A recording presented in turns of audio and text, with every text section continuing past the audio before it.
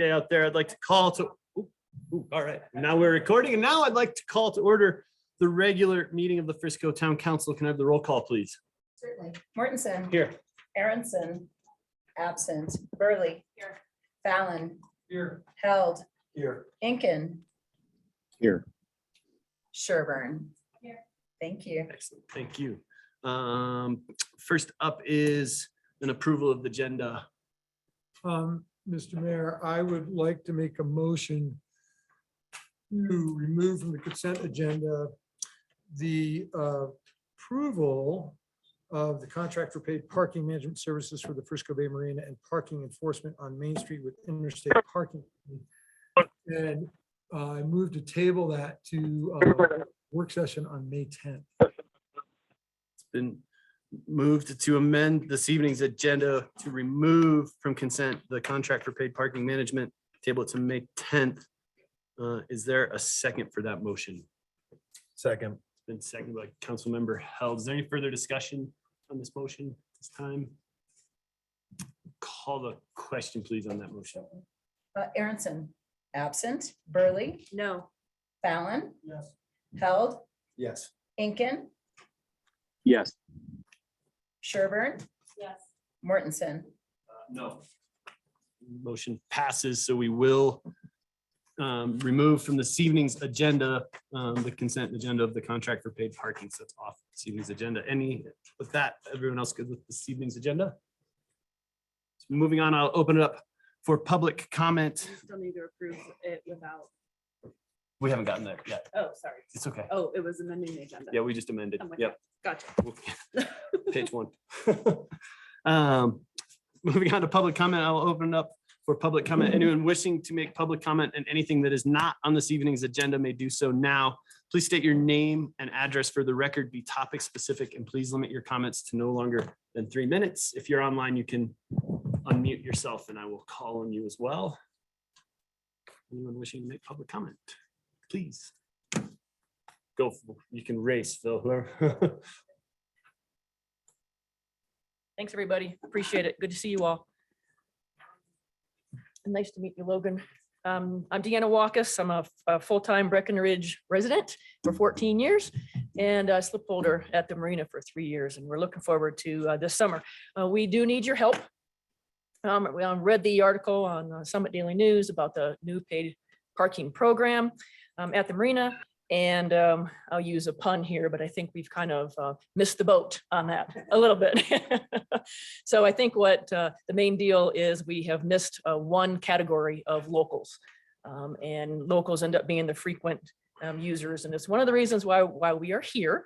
So I think with obviously moving it to another date to talk about it a little more is fantastic. So thank you so much. We need a separate category, I think, for locals. I know that you guys have done a great job in respect to affordable housing for the locals here. And we need affordable parking at the marina also for that category for the locals. The main group of people that I'm concerned about is who I call the summer customer. So those of us who are here quite a bit and we are customers for the summer, not just one day. And not the tourists. It seems like that parking program, even though I know you guys haven't ironed out the details yet, is more geared toward the tourists. So we appreciate being able to look at it again. We kind of feel like we were a little blindsided by it and not really given a whole lot of time to budget for it, et cetera. So I think part of the problem is, May 1st is next week. This was supposed to go into effect, I think, May 31st for 99 days. I did the math. And I don't think we have enough details. It seems like it's kind of late notice. No wait list is available yet. Kind of putting the cart before the horse a little bit, not intentionally, but it just happened that way. And a little bit of a lack of communication. I mean, we've gotten 2 emails regarding naming the new building, which is great and fun. However, we have received nothing in respect to paid parking. And when you do the math and it's the 99 days, let's say somebody was there every single day, it's about $1,200 and per vehicle. And so even half of that is quite a large expenditure, per family, per person. So we really appreciate you guys taking another look at this. I recommend tabling it at least for half the summer, possibly the entire summer, but I think half the summer will give us enough time and some, citizens' comments. I think we need some free zones if possible. Summer passes need to be, I think, more than 80. This first year, I just don't think we know yet. So we might need to go more than 80 summer passes, and we definitely would appreciate those passes to be affordable. Once you guys are ready, if you want any assistance from us, we're more than happy to help with ideas. And we just want to work together with everybody. So thank you very much.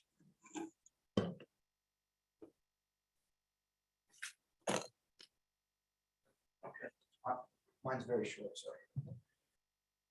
Hello, my name is Earl Dillon. I'm also a Breckenridge resident since 2001.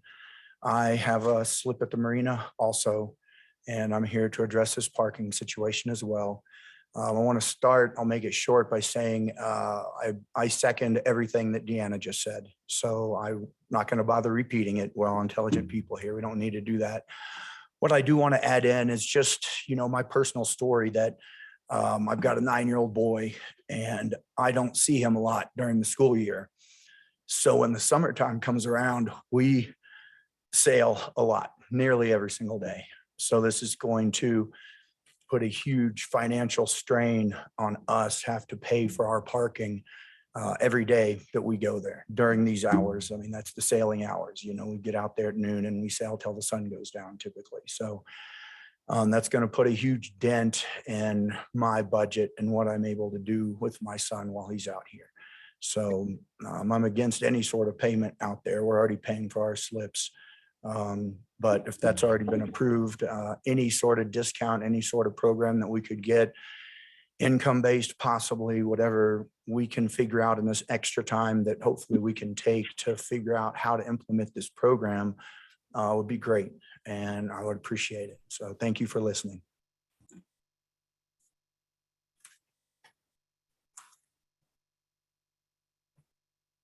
Hi, I'm Phil Kopp. I'm a Frisco citizen. I sat where you guys did from 92 to 2000.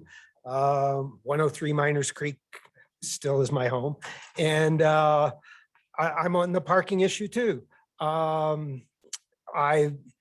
It won't even affect me that much. I've got my finances in order as a retiree. I've been racking my canoe down there since about the 90s. I was probably the only council person who had a lot of knowledge back when Osprey Adventures and Bernie and Elizabeth Baltich were franchisees, and it wasn't even under the auspices of the town. And it's a great amenity that the town has. I understand that the beach has started to get it to be loved to death. And I thank you, Dan, for bringing up to table and look at this some more. I would encourage you, I don't know exactly where it came from. I know First Interstate Parking is an aggressive company for locking up a lot of parking around this county and the nation. And if it was them who started it up, I'd really take a look at it. I know Idaho Springs, I believe, had them for a while and then decided to take it in-house, I believe, the parking. Yes, something needs to be done. I bicycle down there half the time to get my canoe out of my rack. And occasionally I will drive down, but and I can afford it. I've afforded the big hikes in our racking rates too over the last 30 years. But Tom Castrigno wrote a letter to the Summit Daily Friday, and he had some proposals for tiered plan, and I really think you need to consider a few more options than signing a contract real quickly with First Interstate. And that's about it. Thank you. Yeah. Hello, I'd like to speak when I have a chance. Yep, sounds good. And I think the first hand I saw online is Tom. So Tom, I'll call on you, and then Gary, I'll get to you next. Go ahead, Tom. Welcome. Okay, hello. My name's Tom Castrino. I live at 60 Peak One Circle here in Frisco, and I'd like to endorse all the previous comments. You know, Phil was pointing out a suggestion about different zones for length of time and length of usage. And he also made the comment about the beach. And I'd like to make a comparison of the beach usage to early days of buddy pass holders. You know, they all of a sudden everybody had a pass. They came up with their brown bag lunch, they skied, they left, and they created traffic and parking problems, but didn't really contribute to the economy. So I think that's a bit of what we're seeing there at the beach. They come all day, they use a parking space, drink out of their cooler, and then go and throw up in the bathroom and then leave. And so, not to bash beachgoers, but I'm just saying, rather than jump to paid parking to relieve the symptom, consider what are the usage patterns, who are we trying to serve, and first and foremost, this is a locals amenity paid by locals in the property taxes and the sales tax that they generate through their businesses and such. And beyond the parking, consider the Frisco Flyer, consider ways to get people down to the marina without vehicles. Maybe they go and they drop off the family and all their stuff, and then one person goes and parks outlying somewhere.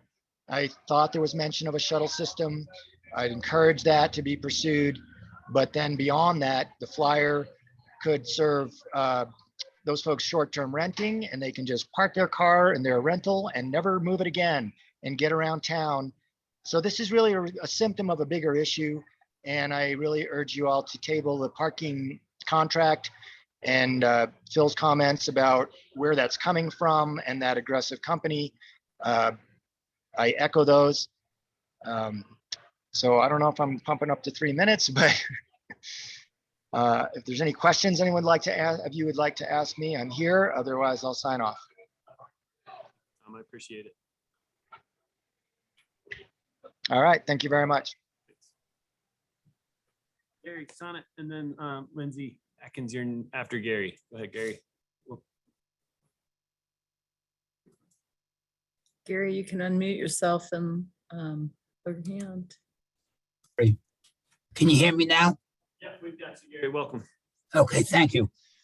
First, my apologies. I came on a little late, so I'm not sure exactly what comments have been made.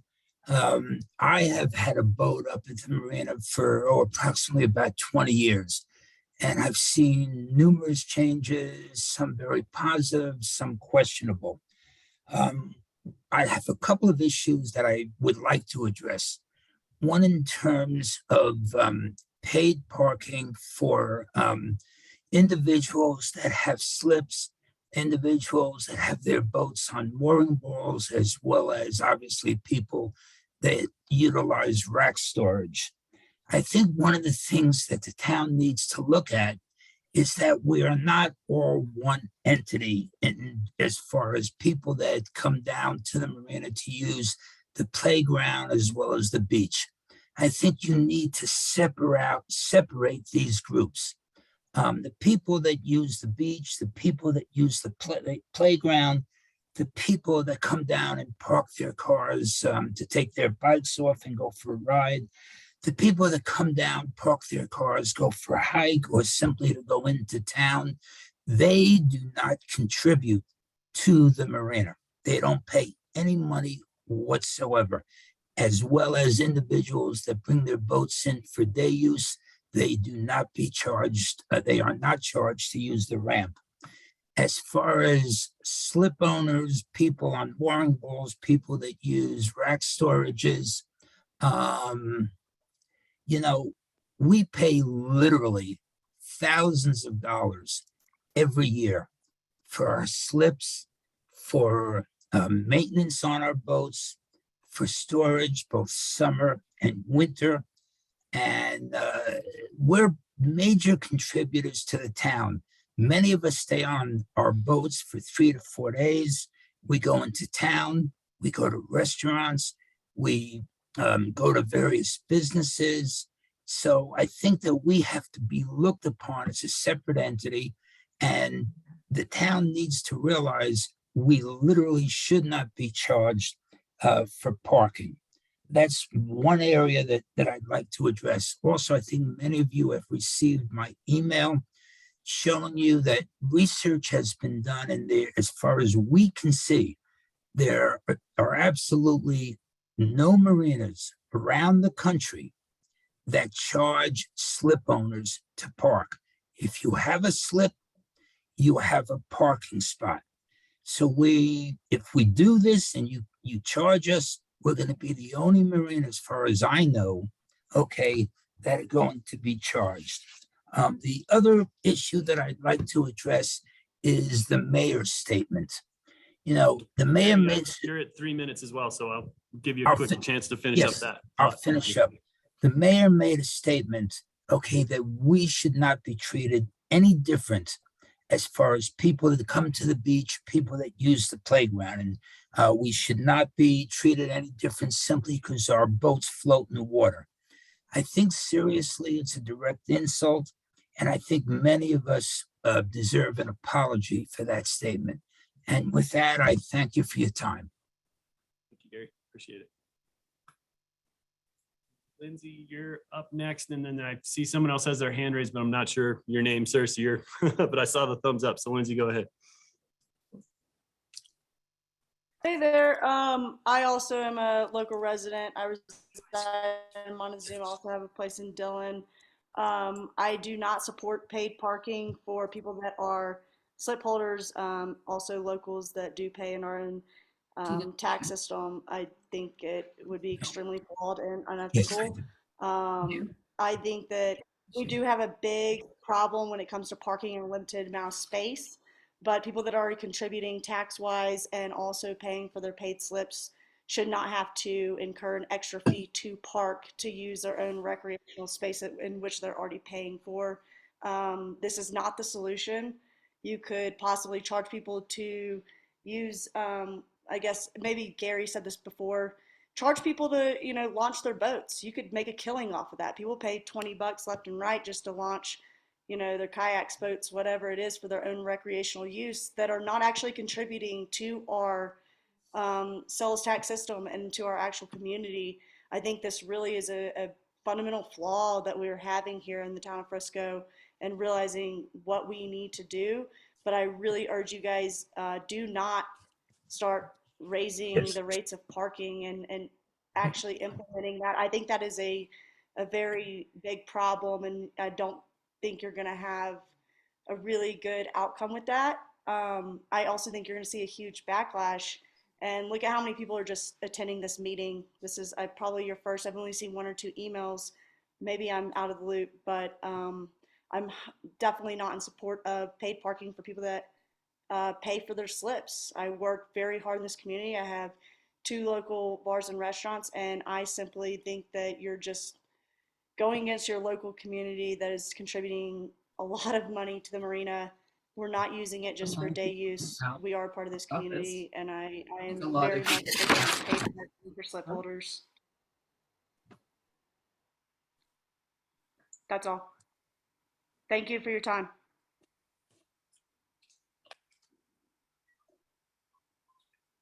All right, I think it's my turn, right? Yes, sir. Yeah, and I apologize. I couldn't get my name to show up. My name is Paul Calazan.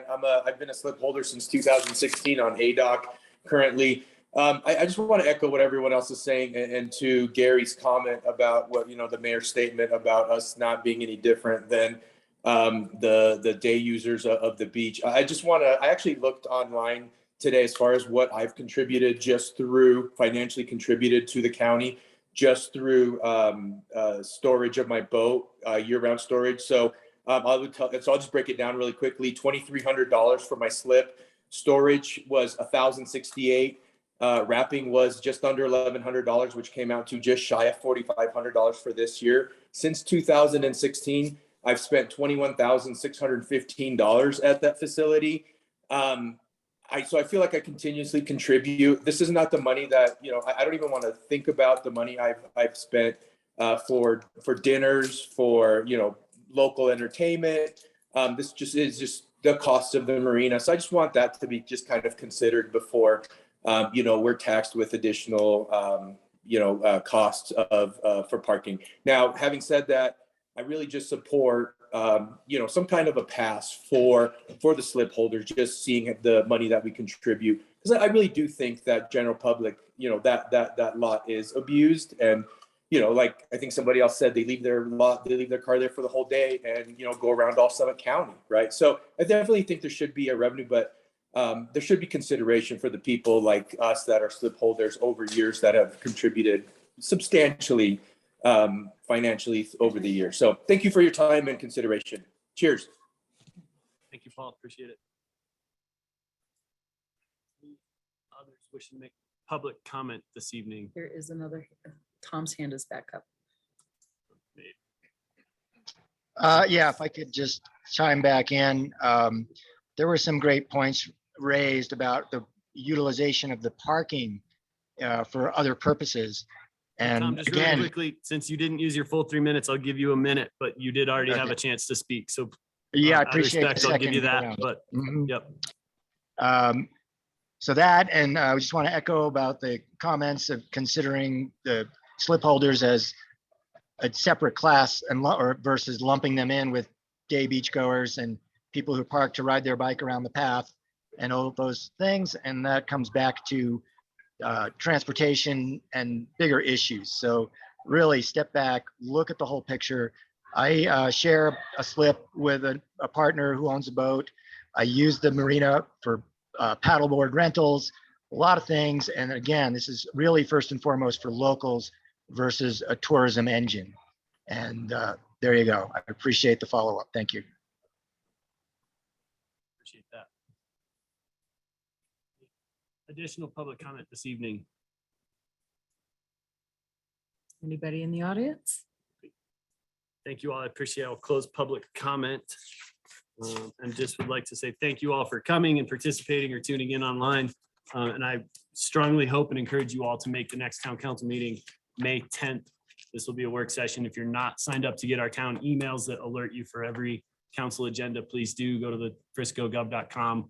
You'll be emailed every agenda for every meeting so that you can be up to date as to what we are discussing. So we can help keep this public process in the open and out there, because I think this is the important part of what we all do and on both sides of this table this evening. So thank you all for that. And I hope to see you all again May 10th so we can continue this conversation. So I appreciate that. Next on this evening's agenda are any mayor or council comments? I have none. We're going to do it twice, so it's kind of, you guys will have, No, you're good? All right. thank you. Everybody came tonight. I do, in terms of public comment, I do want to reiterate, and this has been my experience in 2 terms on council. You cannot really overestimate the impact you have in public comment. It may seem like because council doesn't respond directly to your comments that you're speaking into the void and hoping for the best, but it really does influence the body, and it really does inform the conversation. So I appreciate you coming to the meetings. It's so important that you do, and continue your comments in the interim as we introduce 2 new council members to the process and to this great opportunity to serve this wonderful town. So please continue to contribute and participate. Thank you. Thank you, Dan. Well said. So no additional mayor and council comments at this time. Any additional staff updates that weren't in the packet? Great, thank you. Then moving on to the consent agenda, and a reminder that we've removed the contract for paid parking management services and tabled that to the next council meeting. Is there a motion on the consent agenda?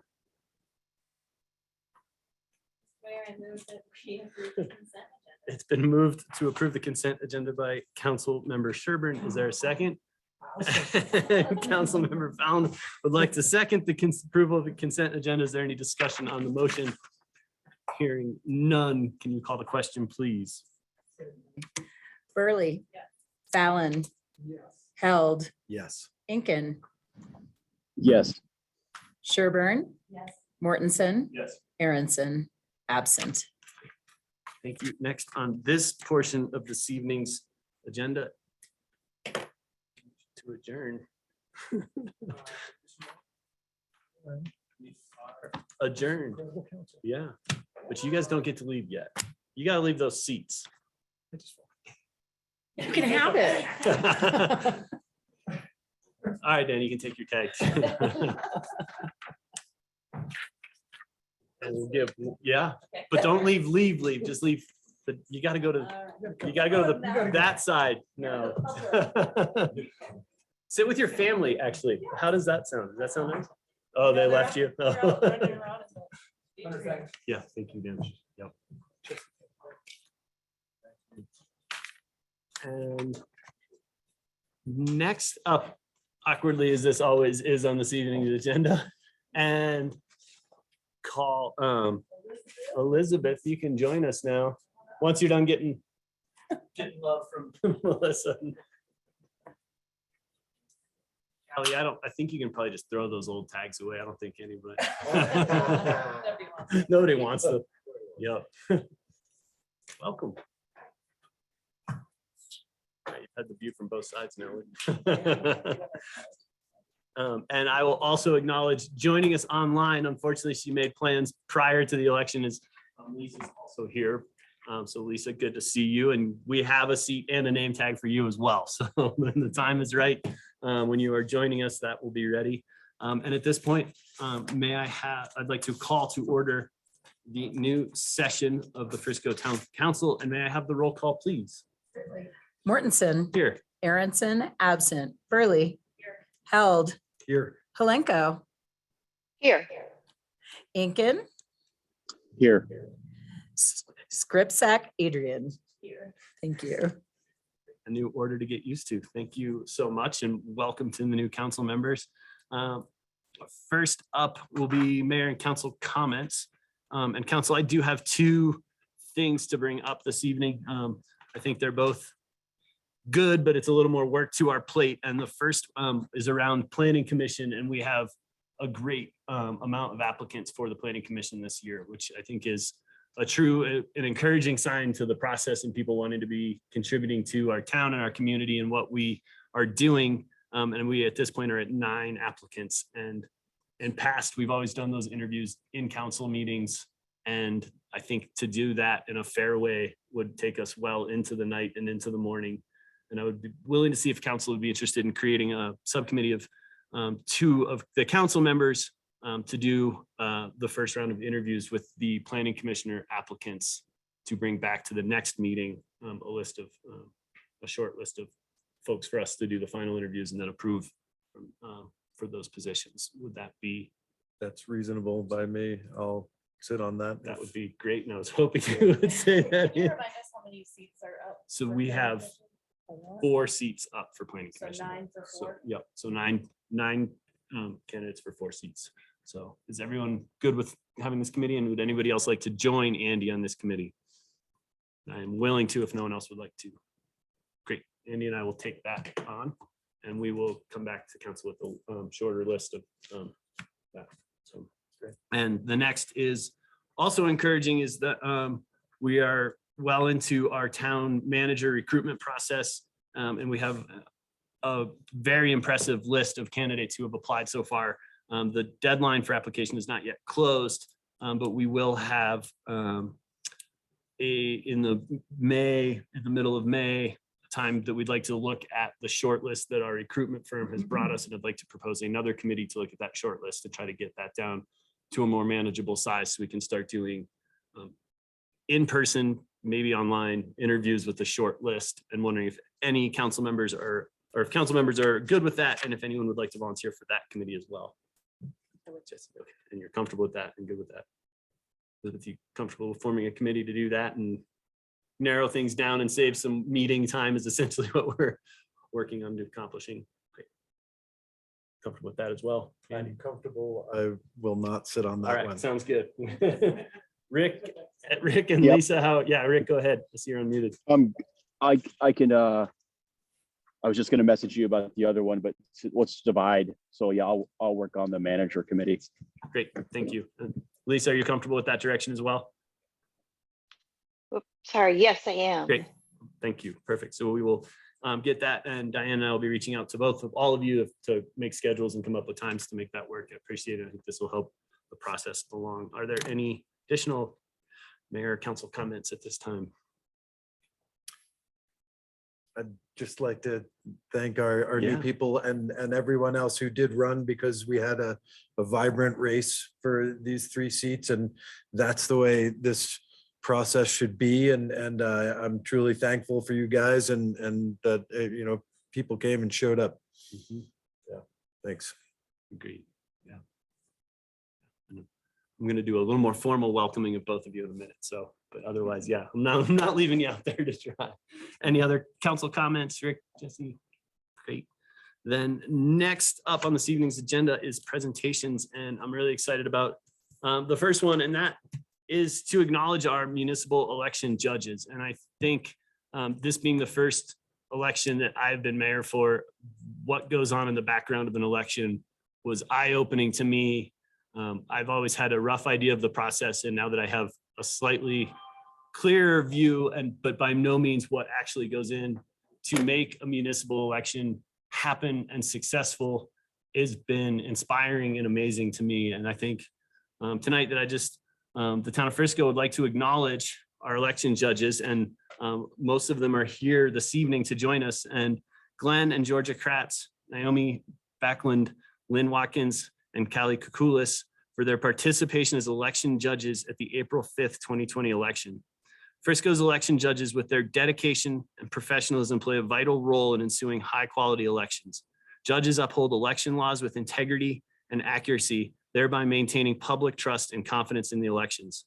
Glenn, Georgia, and Naomi have volunteered their time as election judges, working with the current Frisco town clerk through 9 municipal elections, as well as working for Frisco in 4 coordinated elections since 2005. Glenn, Georgia, and Naomi were all election judges in 2009 when the state of Colorado allowed municipalities to offer mail-in ballot elections.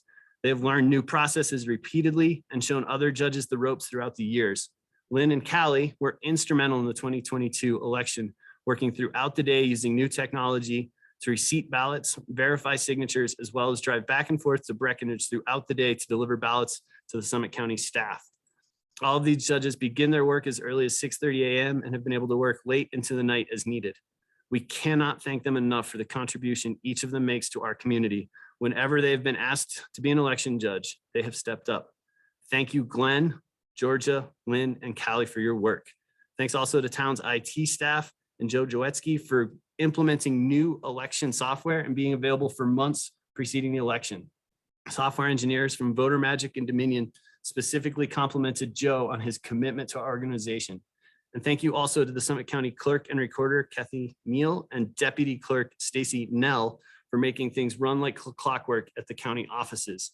The team, in conjunction with Breckenridge, Blue River, Silverthorne, and Dillon municipal clerks, provided a positive experience for all Summit County voters. And I think we owe them all a great thank you. And I'd like to call Glenn and Georgia, and Naomi did not make it, unfortunately, and Callie up this evening, and Lynn, sorry, Lynn, and also Deborah, who did not write herself into this, but did an amazing job of coordinating that and helping all of you.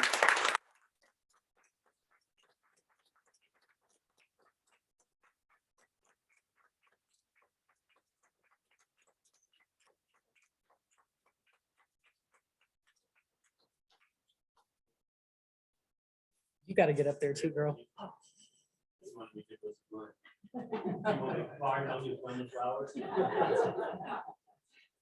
So much. Greatly appreciate all your work. Yeah. Callie, I'll come to you. Thank you. Thank you so much. Thank you guys Thank for you everything guys. you do. We couldn't do it without you.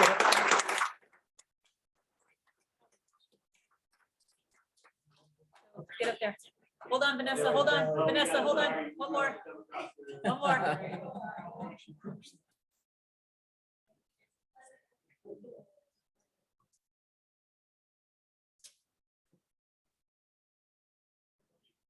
Thanks, guys.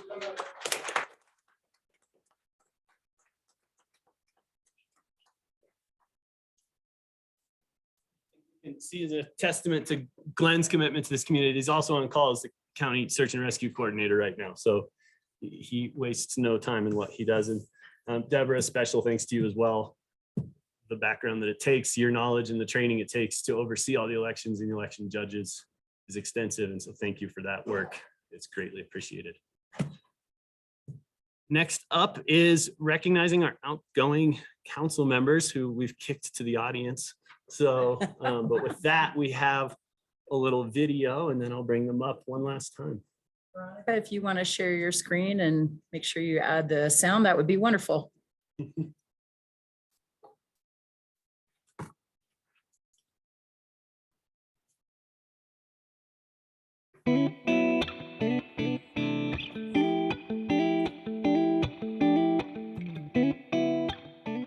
Melissa, what can I say? It's been an amazing 4 years. Melissa and Dan, it's been such a pleasure serving on the Frisco Town Council with you. Taking this opportunity to say thanks and let you know how much I've enjoyed working with both of you, Melissa and Dan. And Dan, your attention to detail and, your ability with numbers is second to none. Hey, Dan and Melissa. First, I guess as a citizen, thank you for your time and your service on council, which I do think serving on council is a form of community service. Melissa, thanks for your insight into the community and how we can do a better job in our positions by just looking into aspects that were not necessarily our focuses at the time.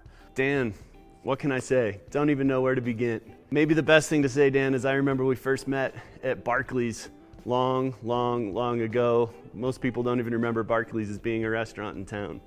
But I was so lucky enough to work with you back then, and then here we are together working on council side by side to make this community better. Melissa, you've really moved the needle with the art, and I truly appreciate that, and I will attempt to carry that torch.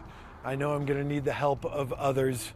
Thank you so much for all your contributions to council, to this community. And your planning experience won't be duplicated, and so that's going to be a great gap that we're going to have to make up, and I don't think that's even possible. Your time on Planning Commission set you up to be an amazing council member. You've added so much. You led with compassion. You had a viewpoint that brought great things to our town. Our parks will never be better because of you. Our arts are stronger and more prominent than ever because of you. You've really led this town in a way that we needed at the crucial time coming out of the pandemic. And Dan, I've been a fan of the Fallon family for many years now, Dan being the first soccer coach of my son Tarn. He's now 16.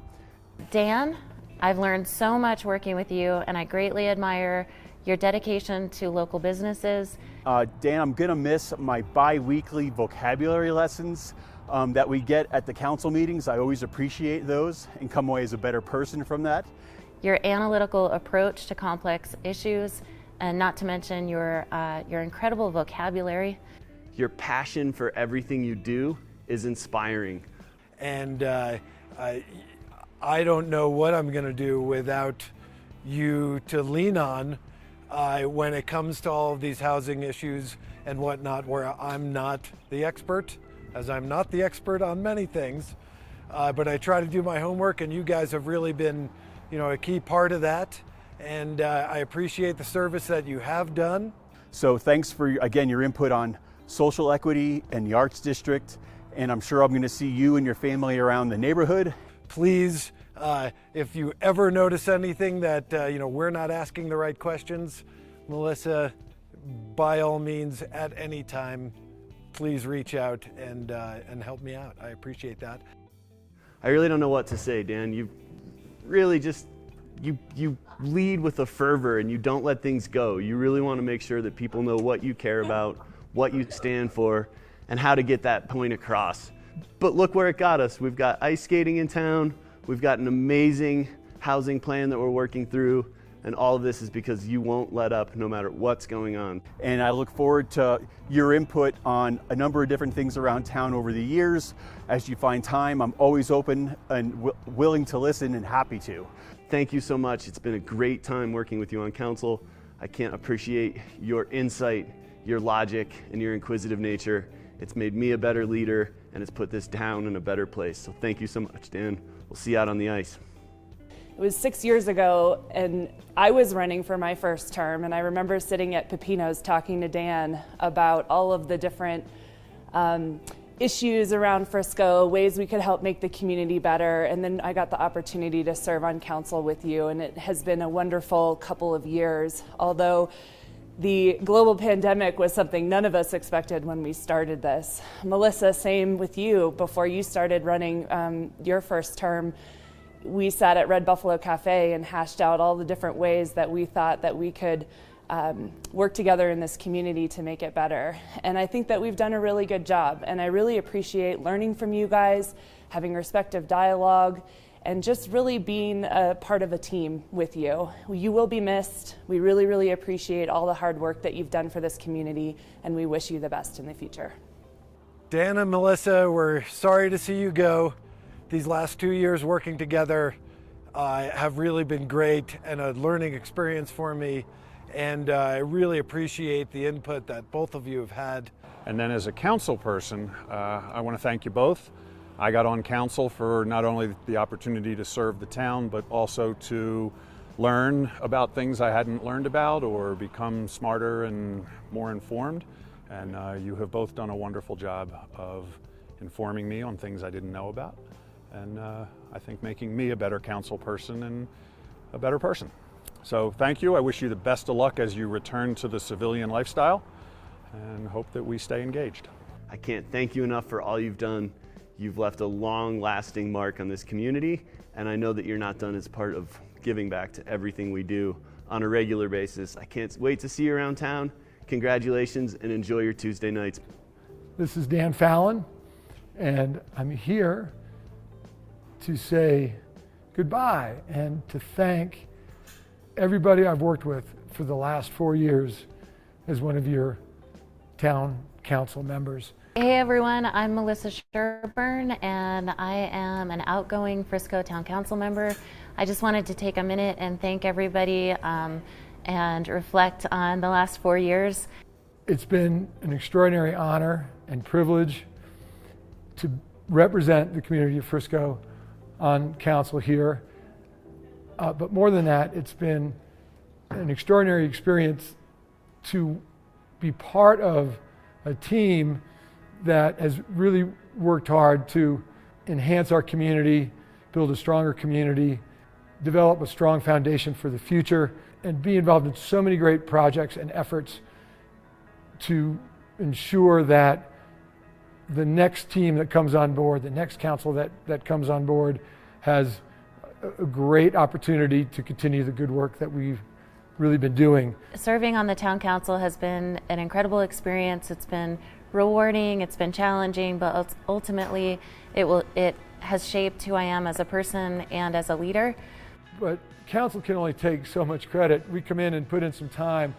I really have to acknowledge the tremendous effort of the town of Frisco staff, all the department heads, everybody who's out in the field, the whole team that really does the heavy lifting to take what passes for council vision and synthesize that and put it into a plan and a program that ultimately turns into the parks, the streets, and the physical manifestation of the community that we all enjoy, the trails. We have so many people, too many for me to thank, but it is an incredible team. Some things I'm most proud of: Walter Byron Park, the redesign, our arts initiatives with Make Frisco and the Arts Commission, our climate action plan, our plastic bag fee, and leading the Pay As You Throw program recently, our equity initiatives and our BLM mural, housing projects and programs, our child care scholarship, and last but not least, our incredible teamwork over the last 4 years to get through COVID. I couldn't have shared this experience with a finer group of people. And Lisa and Elizabeth, as you come on board, you'll really come to realize the incredible amount of work that this crew does. and how much you'll lean on them to realize your vision. I'm excited to have you both on board. I think it's fantastic that the perspective of small business on Main Street continues to be represented. It's so important, and small business continues to be the lifeblood of this economic engine. And I'm excited to see what you bring to the show and to see how you contribute. It is 7 people. Your voice is important. Make sure that you are heard. I'd like to thank the council members who are going to be continuing to work. Andrew, Rick, Hunter, Jesse, and welcome back, Andy Held. It's been a sincere pleasure working with all of you. You all are so uniquely different and bring so much time and care so much about this community, and it's evident in the work that you do and the conversations that we have. And I truly look forward to the next iteration of council. I especially want to thank the Frisco community for allowing me to represent you on town council. It has truly been an honor. Staff, Diane, Jeff, Vanessa, Don, Leslie, Olinda, and so many more, Chief Wickman. You work so hard every day and you handle every situation, including crazy ideas from council members like myself. Thank you for your patience, your professionalism, and your commitment to this town. Mayor Mortensen, your thoughtful leadership style and authenticity shine through.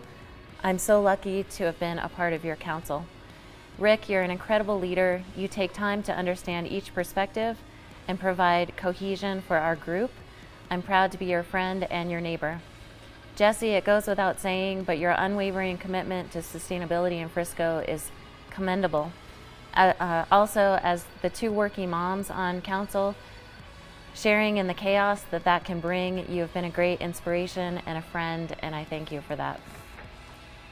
Dan, I've learned so much working with you and greatly admire your dedication to this community, local businesses, and your analytical approach to complex issues. You've left an undeniable mark, and I do believe that your ideas will continue to shape decisions of this council for years to come. Andy Held, I'm so glad you're back. You're staying on. Your work on wildfire mitigation and the arts especially has been instrumental. Keep that energy alive. Andrew Aronson, your independent spirit challenges us to think critically and make sound decisions. Thank you for your support over the last 2 years on the arts, especially housing initiatives and childcare. To Elizabeth and Lisa, our new council members, we're so lucky to have you both. Get ready for an incredible experience. You'll never look at government the same again. Remember that your voice and your vote is exactly equal to your fellow council members. You are elected to be bold, to create change, look for opportunities and solutions. And I know that each one of you will. And last but not least, have fun. I'll look back at the ribbon cutting at Walter Byron and watching the BLM mural come together, and I just couldn't be more proud of those moments. And I know that you'll create your own, and I can't wait to see what those are. It's hard to look back past COVID and all the work that our staff did and what we did as a community to get through that. But we've done so much. The big dig at the marina, the beach, the evolution of that area into a great community space, I just think is tremendous. There's so much work to do there, and I look forward to how that evolves. The trail work out at the PRA, it's just a signature Frisco amenity that the community enjoys, and again, so much still to be done out there. And the work we've done along Main Street, the GAP project, continues to just be a tremendous attribute for the town. And Main Street is a special place. The businesses along Main Street are dynamite. And I look forward to seeing Main Street evolve, especially in terms of workforce capacity and that great dynamic that exists between residential, the evolution of more residential capacity and the synergy that's created with small business. So great things to come. Again, thanks again to the staff for making it all happen. And thanks again to the council team that I've worked with. and the mayor for leading such a great crew. And I'm not going away. I'm sure you'll see me quite a bit in the future. I'll be looking for new opportunities to participate in and to contribute in to the growth of this great community. So thanks. And parting shot from Dan. Don't forget that the marina is going to be a great place for our studio Sheet of Ice. And I hope that that does not get lost. And I hope you guys revisit that this winter. And so with that, I just say thank you to the town of Frisco, the Frisco community from the bottom of my heart. It's been amazing. Thank you. Thanks again for putting up with me for 4 years. It's been a great time and look forward to seeing you in the future. Thanks. Bye.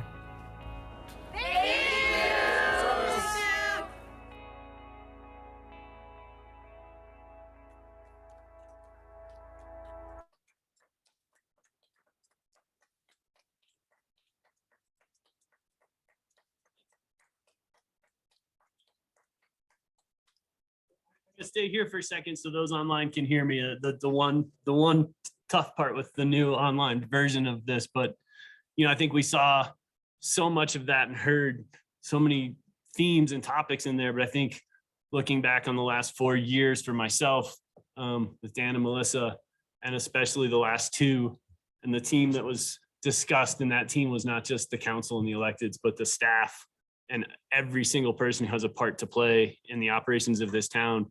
I don't think there's a group I would have preferred to be with in such a hard time.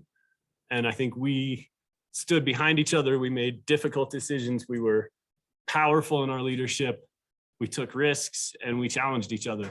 And I think, as was said in that video, we should be proud of that. And Dan and Melissa and the rest of you, I think we should look back on those 4 years, and especially those two, as a team that accomplished something that so few will ever be challenged with, hopefully, in the future.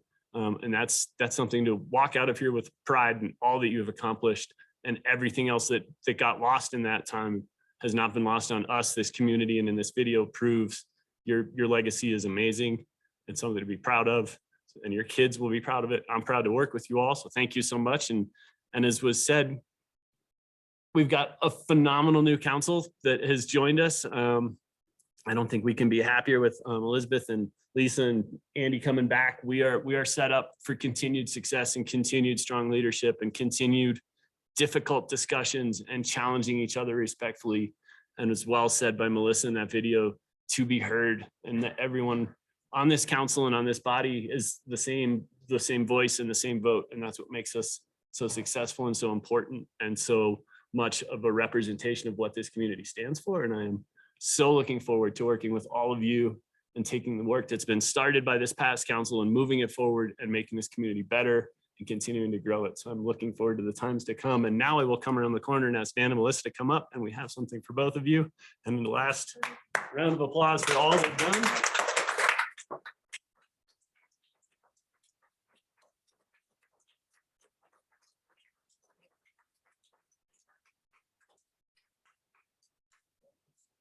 And it is only fitting that our appreciation to both of you and all you've done is that we go to a local artist and provide truly a lasting and endearing part of your contribution and what it means to be in this town and a small town nature. And I'll make sure I get these in the right direction. Wow. I'm I'm and now you thrilled. Oh my gosh. have that. Wow. Thank you. Honor. Beautiful. Yeah, had to get those Thank skates you. in there for you, Dan. But you owe me a skate sharpening. The bricks were. Right. really rough. Tough one. So yeah, but thank you both. Enjoy the rest of your night. Thank you I mean, I know you're so staying for the rest of your much. night.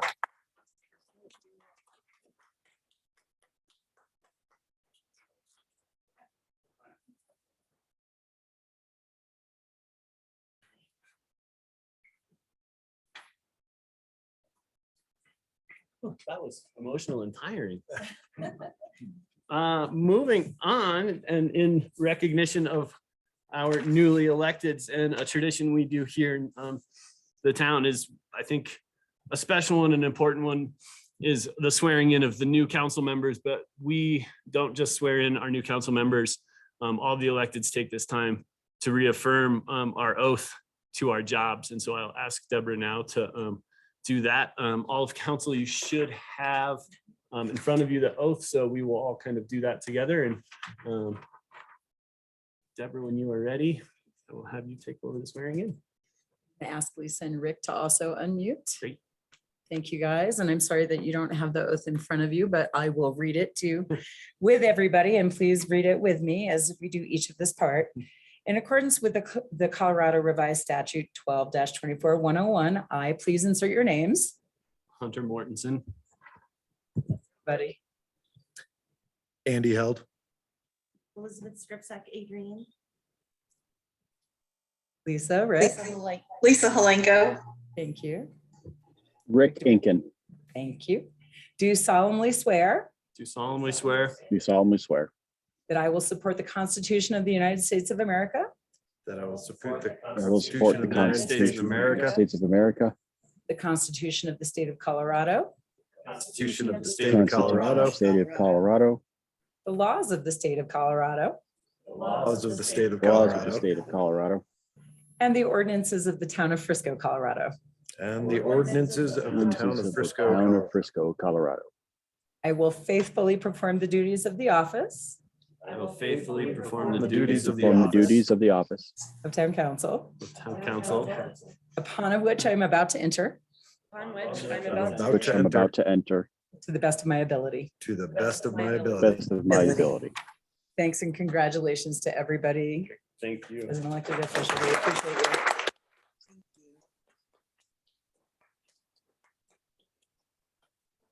Lisa and Elizabeth, welcome. And yeah, that's, I think, a great step and an important part of what we do, and doing that together affirms our team commitment and our commitment to this community. So next is the appointment of the mayor pro tem.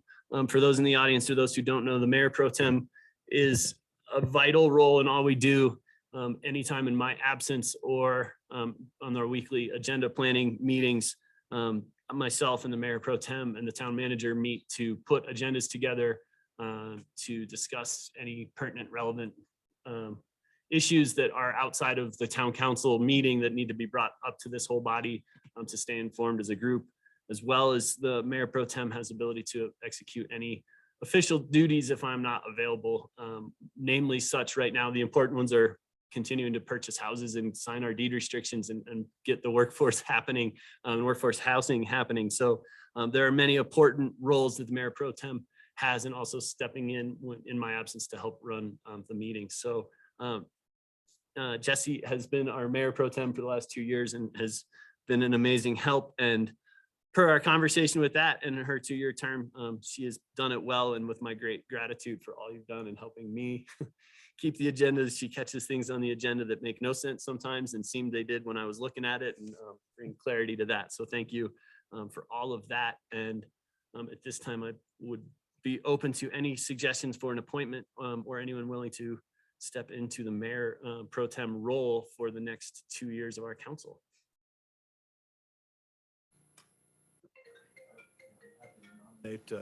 Rick.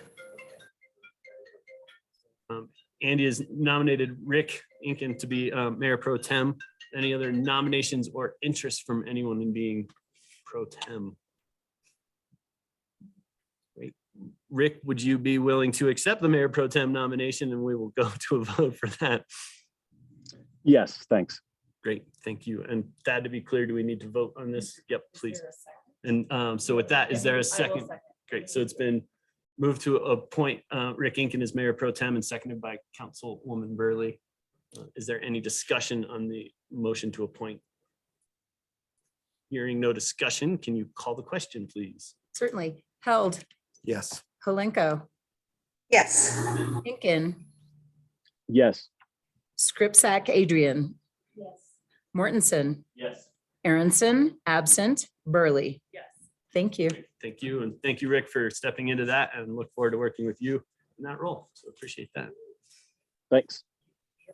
Next on this evening's agenda is new business, and this is agenda item number 1, and this is our department head presentation. I'll open up the public hearing and turn it over to Diane, who is motioning for the rest of our department heads to come up and For those who are willing to stay, this is a great look at your the true heart and soul of the town staff and leadership. And welcome, Diane, and I will turn it over to you.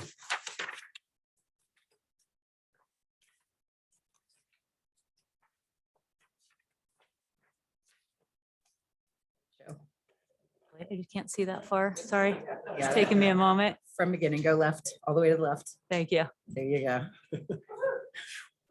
Team.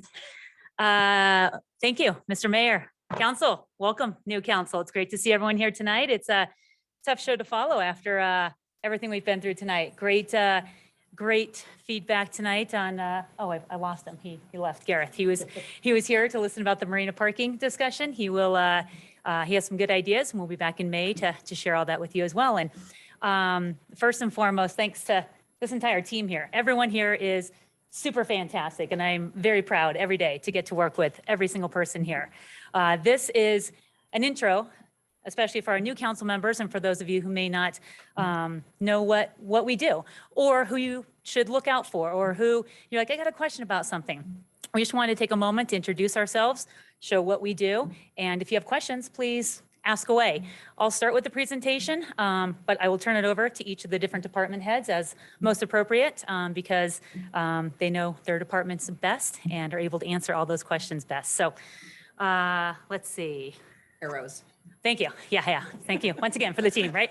Town of Frisco overall, right? We've got 8 departments. We have 98 full-time year-round employees. We have 130 seasonal employees, and currently this year are responsible for a budget of $41.9 million. It's not too bad.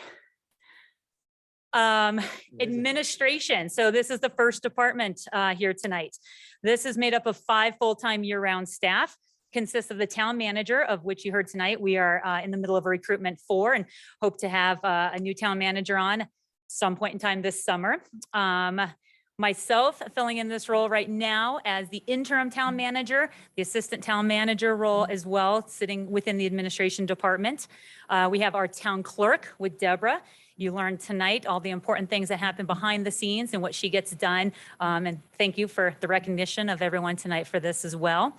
The executive assistant, deputy clerk, who is Callie. Big thank you to Callie as well for everything that she does. And once again, saw the many roles and hats that she wears tonight. And then our admin assistant, who is also a vacant position at this time. This is the individual who greets you on a daily basis when you come into town hall. We are in the middle of a recruitment for that position as well. Throughout tonight, you may hear a couple pitches for staff. So if you know of anyone looking for a job, please send them our way as well. That'd be great. Administration, of course, responsible for the interaction with council, right? You will see our faces at each of these council meetings. Typically, you will talk to the town manager or myself for anything that you may have questions, anything you might need. Elections as well. You just heard all about that tonight. Open records requests. Business licensing, currently sitting within administration, but transitioning over into the finance department here shortly. Liquor and marijuana licensing. Administration, just across the board, all your administrative needs. IT, which once again tonight, thanks to kudos to Joe, who helps with everything behind the scenes. The cemetery, which you may or not know, we do oversee the cemetery as well. And then legislative policy and lobbying efforts. So this is definitely a big team effort between the administration department, finance, and marketing and communications right now. At this point in time, we're all kind of taking a big collaborative team effort right now for all the lobbying efforts and all the grant writing efforts as well. With that, I will turn it over to, if you haven't gotten this yet, we are in alphabetical order as well. So not one more important than the other. We're all equally as important. We are in alphabetical order. Yes. Thank you. Thanks, Diane. Mayor and new council members, both Elizabeth and Lisa, looking forward to working with both of you. And if you have any questions at all about what community development does, in addition to this 1 or 2 minute overview that we're doing tonight, feel free to give me a call at any time. I'm Don Reimer. I'm the Community Development Director. I've been with the town of Frisco for 2 years. My first day on the job was about 6 weeks before this pandemic that we heard a lot about tonight. So it's been a fascinating ride, and we had a great staff and a lot of continuity until about October of last year, and everybody left. So we're in the process of refilling a whole bunch of positions, which is a challenge. And as Diane mentioned, you're going to hear that we still have some open. Well, if you know a building inspector, for example, send them my way. So with that, our divisions in planning or in community development, we have planning, we have building, we have housing and environmental programs. A lot of the focus really has been on housing recently. And fortunately, we did just hire that position and refill that position. Danelle Cook has joined us from the town of Silverthorne to be the housing program manager. She started yesterday and she's already waist deep in doing everything that she needs to do. So that's great. Rick Weinman is our building official. He's been with the town for about 11 years now and providing a great service there. We have permit technicians that's been with us about 4 years. Cheryl Matka, also great and holds all of us together.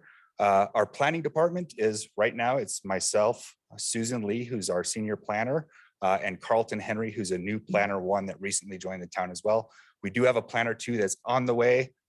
Fingers crossed, everybody will show up when on their first day of job. It's always a concern until they actually walk in the doors, but we are hopefully filling that position as well very soon.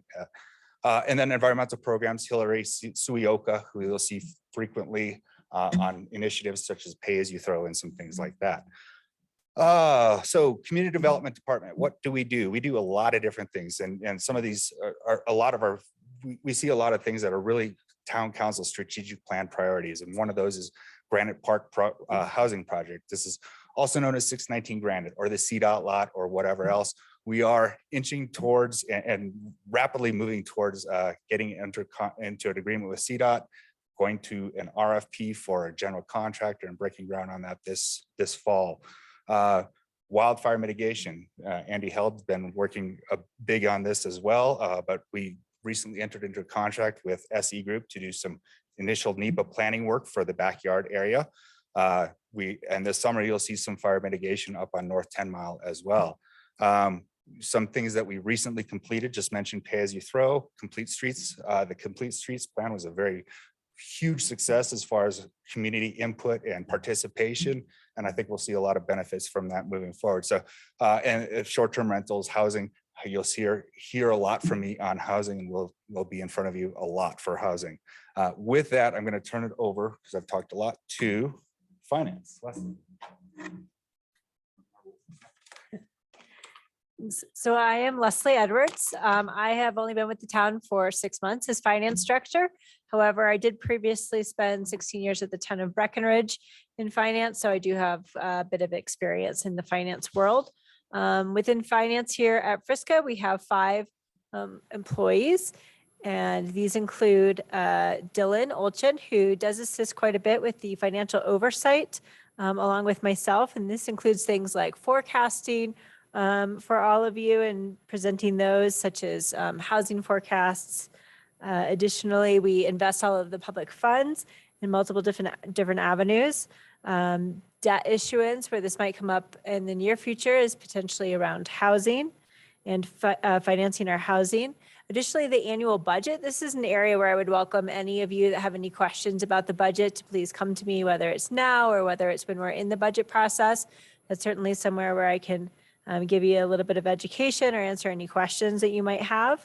Additionally, we publish some monthly financial reports. Those are in the packet. There's some financial reports in this packet here. Those are very lengthy, but just to be clear, you don't have to read all of them. You know, different council members will have certain aspects. You can read all of it in depth and ask me any questions you would like. But additionally, different council members will probably have specific things that might be of more interest. And so please dive into those and ask any questions that you might have. And additionally, we set internal controls within the town, and those are procedures we put in place in order to prevent any theft, loss, or misappropriation of town resources. And additionally, we administer the town's retirement plan. Under accounting, this includes largely Peggy, who has been with the town for quite some time, and she has a very large role. She covers accounts payable, accounts receivable, water billing and payroll. Sorry, actually, she doesn't do accounts receivable, but she does do the other parts. And then we also have Emily, who does help cover accounts receivable and other tasks within the town. Under accounting, Dylan also has quite a large role here, particularly in the external financial audit that's performed every year. And then after that's finished, we publish probably the most riveting document you could see within the town, which is now called the Annual Comprehensive Financial Report, also called the ACFR. That was a recent change. So that will be published for 2021 here within the next month or two. And we will all let you know once that's available. It'll be posted on our website. But probably more useful is we publish something that's called the Community Scorecard, which also is known as a popular annual financial report. And that's something that's a more digestible form of the town's financials and what we have done in the past year. So look for that to come. Additionally, revenue administration, we have quite a few taxes and fees here at the town. We have sales, lodging, marijuana, real estate investment fee, and disposable bag fees. Those are administered by Soleil. And she also runs a tax audit program, which is just to make sure that we're always collecting the appropriate amount of tax and evening the playing field for everybody. Also recently, we've taken on childcare tuition assistance. Soleil is also administering that. She had quite a bit of experience with that in the past. We do have an IGA with the town of Breckenridge, although it turns out that that is a bit of work still on town staff. But, you know, once we've gotten through this first round, I'm sure it's going to be smooth sailing in the future. And additionally, grant management does take a little bit of our time. There does come with that an annual compliance with the federal single audit requirements. So that's involved with our annual audit and making sure that we've met all the requirements and that we can be allowed to get future grants as well. And then we do have, in addition to all these day-to-day tasks, some high priority projects we're working on. Many of those are discussed in the roles of our staff. But additionally, the compensation study, that's something we're working with human resources on implementing and doing some forecasting and making sure that our staff is well compensated so that the new staff we're bringing on and our current staff we're retaining will stay in place and continue to provide a great service to the town. We also are updating financial policies. That is somewhat related to grants. In order to receive federal grants, there are certain criteria that we have to meet in that financial policies. And then additionally, we'll be evaluating the purchasing code and seeing if we need to make any updates to that. And after myself is human resources. Hello, my name is Olinda. Thank you, Mr. Mayor and town council members. Appreciate being here. My name is Olinda. I am the HR director. I've been here 7 months.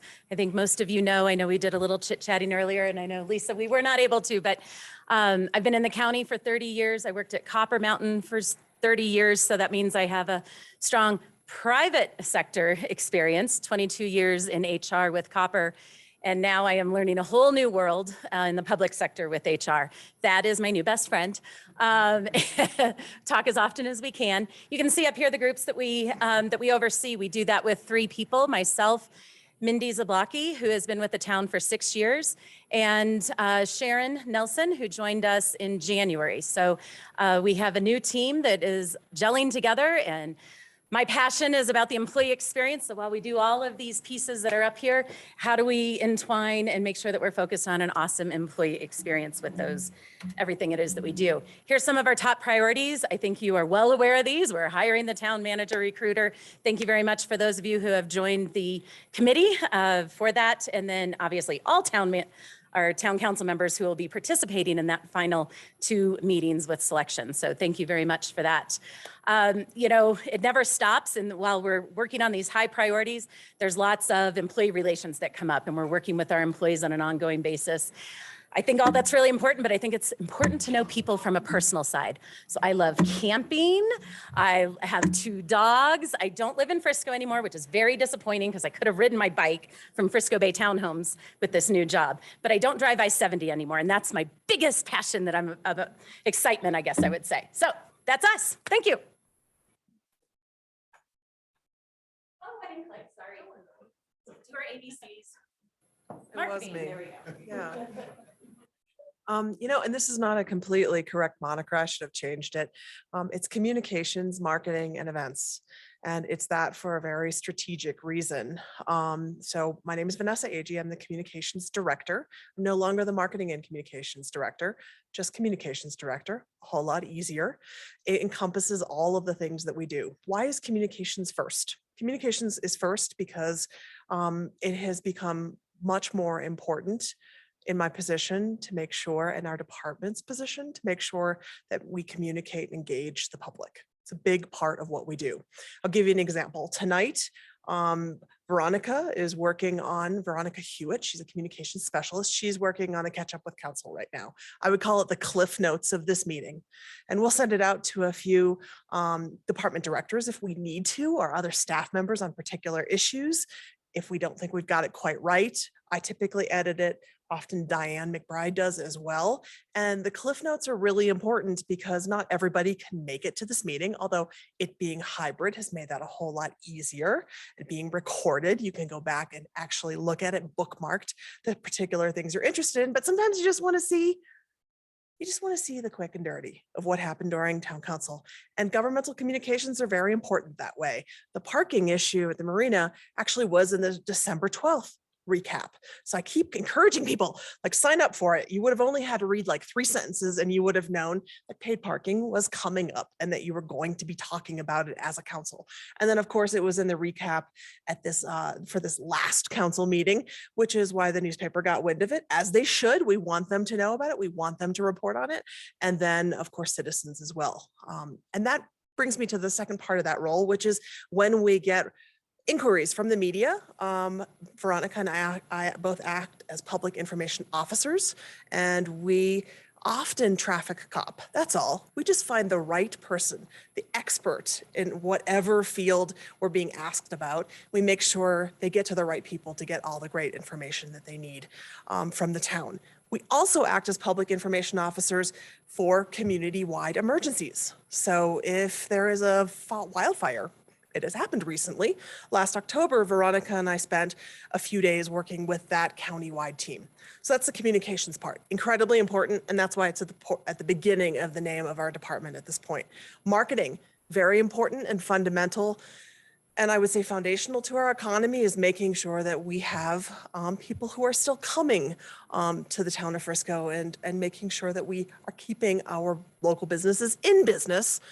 We have not raised our paid marketing budget in over 6 years. Why? Because council very clearly gave us the direction that they wanted us to maintain rather than increase. Obviously, the pandemic has changed that, and more people are coming here because they found out that being outside's pretty awesome. And you don't need to worry about wearing a mask or getting sick. You can just have a great time outside. So the marketing part, we do destination marketing, but we also market all the different assets. So the historic park, the marina, the adventure park, and then all of the events, including recreation events. And that brings me to the last part, special events. So we do special events that are largely not sweaty. So if you are running, you're probably not at an event that we do, or something's going very, very wrong. You're eating barbecue during an event like that. So we do barbecue, 4th of July, obviously always in coordination with other people, including the recreation department, because we do some things together. Like we have a bacon burner event right before barbecue. And we do a lot of events in collaboration. So run, but we don't organize that. We don't organize anything that involves running. In terms of some of the special things that we're doing at this point, that brings me to one of the other things that we do, which is very direct marketing. And that's through the Visitor Information Center.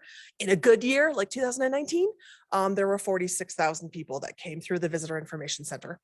The bathrooms are a focus of a project that we're about to take on. About 100,000 people visit those bathrooms every year. Fairly stunning. It's everybody from the person who's taking a dog walk to the person who's visiting to, we often see a work truck stopping and people using public restrooms. Not romantic, very needed. And so we're undertaking design on a restroom remodel and a visitor information center remodel as well. Broadband planning, I suppose, because people use broadband to communicate, it kind of landed with us. Great. So that's something that we're working on. Also, making sure that our marketing is more inclusive so that it represents people. That it represents everybody. That it factually represents the people who are actually visiting our town and welcomes them in. Also very exciting, an arts and culture 5-year strategic plan. Probably will come to council during the next meeting. We'll bring a contract. And that brings me to the great staff who support all of this. We have 8 full-time year-round staff. We have 2 variable hours who support us at the Visitor Information Center. And we have, in a good year, 15 to 20 seasonal staff. I think that's going to be somewhat questionable this year. It's probably going to be a little bit less than that. But they are phenomenal staff. And Zaid Myers is our events manager. Lisa Long is our new events coordinator on the communications team. It's Veronica Hewitt as the communications specialist who's doing that catch up with council writing right now. And then also Nikki Harper, who's been with our department the longest. I believe she's at 10 years at this point. And I have been with the department, of course, for 8 years. And then Jessica Hawley came from the recreation department and she now manages the Visitor Information Center. And we have really cool staff. They're very flexible and do all kinds of interesting things. And yeah, it's a cool department, but remember, communications first, marketing, events. Thank you so much.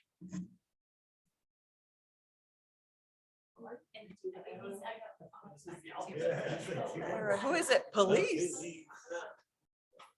I'd like to thank the staff, all the department heads for their support of me. Without them, we couldn't do it. So thank you.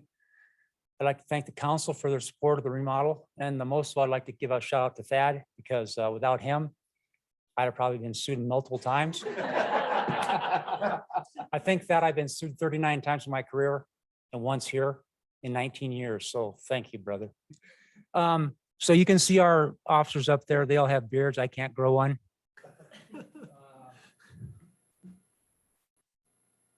Whoops. Technically. Okay. So the only thing I really wanted to say was Senate Bill 217, police reform. We had been doing all this stuff all along. The only thing that we added was body-worn cameras, and that's pretty much it.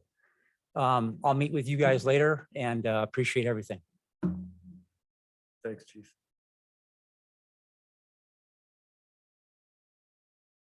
Good evening. I'm Jeff Goebel. I'm Director of Public Works. I've worked for the town for 7 years. I started off as a water operator.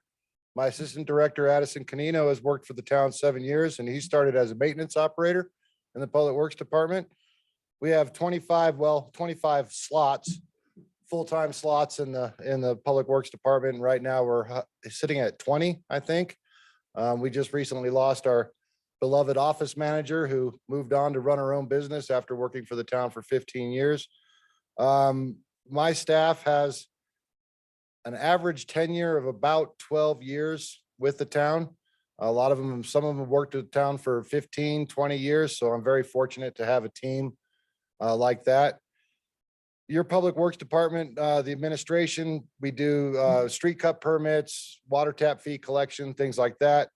Street maintenance, grounds maintenance. And when I say grounds, it's the parks and the cemetery. Buildings maintenance, which is every building the town has. We are responsible for maintaining them. Fleet maintenance, so all 67 vehicles that we have in the town's fleet, including heavy equipment, we maintain all of those. And we also do the water division. We provide you all with the best water in Colorado, I would say. Some of the best water, and we're very proud of that. Some of the big projects we're working on right now are the marina, as you know, the building down there, the fuel system, lift station, all the utilities that went in down there. The police department remodel starts on Monday. So we're finally moving forward on that. We got a PRA building going out, and then we assist community development department with the housing projects. We've got paving projects this summer. We're going to finally complete the alley paving program that started 5 years ago, and we had to hold off for 2 years because of COVID and financial uncertainties. Summit Boulevard and Median Roundabout project, you're going to see that at the next meeting. The actual plan that we've finally got CDOT to sign off on. So we're ready to move forward with that, and we hope to begin that actual work in the fall.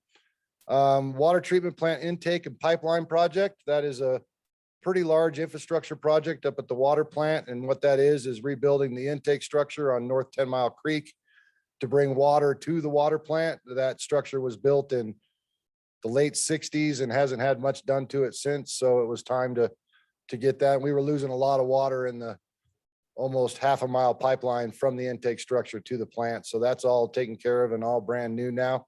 And hopefully that water plant will start up here at the end of the month, at the end of May, excuse me. We're also working on EV charging systems. I just started conversations with XL Energy to convert our fleet to electric as much as we can. So we are just on the ground floor of that right now, and hopefully we will have a design out at the Public Works shop to put 10 chargers in, 10 dual port chargers in, and hopefully those will go in by next summer. That's our goal for that. And we're also working on a new fuel system. I know that's kind of counterproductive, but we do still need fossil fuels to operate a lot of our equipment out there for Public Works, the large trucks, the loaders, graders, things like that. They just quite haven't got those to electric yet, but I'm sure that day will come. So that fuel system is 35 years old. It's underground, single wall metal tanks that need to be taken out and redone. So I believe you're going to see that as well on March 10th. So it's an honor and a pleasure to serve the community here. And I'm very proud of my department. I'm very proud of this team. I think that we all do an excellent job, and I look forward to working with the new council members. Thank you.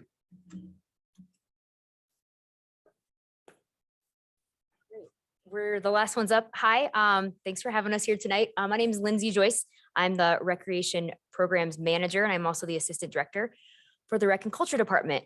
I've been here for 9 years with the town. I work alongside Diane McBride, who is our director, who has been here for 10 years. Together, we have a powerful team of 24 full-time year-round employees. We do have a handful of vacancies right now, but we're trying to fill those as quickly as we can. We have 2 part-time year-round employees. Those 2 folks work over at the museum, the Frisco Historic Park and Museum. And then we heavily rely upon seasonal employees. If you've been out to our winter or summer operations, you've seen many of our seasonal staff out there. So anywhere from 25 to 60 seasonals that work between the marina and then the Frisco Adventure Park. So jumping into kind of our 4 divisions, if you will, programs and events, I work closely with my team of 2 with me, and we oversee our special events, the athletic, the sweaty ones that Vanessa was mentioning. So the Bacon Burner, in conjunction with Barbecue Challenge is one of them. So any of our races, it's kind of moved into a year-round race calendar, if you will. We work with our Nordic Center and our team out there to do some ski events, but usually it's the summer events, they're running races, some kids running events, and then a triathlon that we do. And then our programs, really youth programs. So Grant and Acadia oversee the registration, the programming, the field trips, the planning, you name it, for our youth programs that mostly right now are run over the summer. So we have anywhere from 70 to probably about 90 kids in our care during the summer months. So those are kind of what the program and event division does. The Adventure Park, that's a year-round operation as well. We just closed up our winter operation. That is the Tubing Hill, our ski and ride hill that we have, and then our Nordic Center. So our team out there, that's the winter side of things. The summer side of things is our skate park, the bike park, our trails, and then we have disc golf course. And we also book a lot of special events out there, private events, weddings, family reunions, things like that, that our team oversees the logistics of everything included in those events. The Historic Park and Museum, they oversee the logistics of any type of tour that you're going to do, just educational pieces. We've gotten really deep into youth education programs over there. And so we bring some field trips in to tell folks about the Frisco history. Again, mention the tours, changing out the exhibits, and just really look at enhancing, folks' experience to learn about what brought everybody here to Frisco. And then the Frisco Bay Marina gearing up for summer. Again, a lot of seasonal staff out there, but that is everything from the paddle and powerboat rentals, to the boater services, to the maintenance of boats, the beach, the playground, working alongside the Island Grill, everything that happens out there, they're gearing up as well for a busy summer.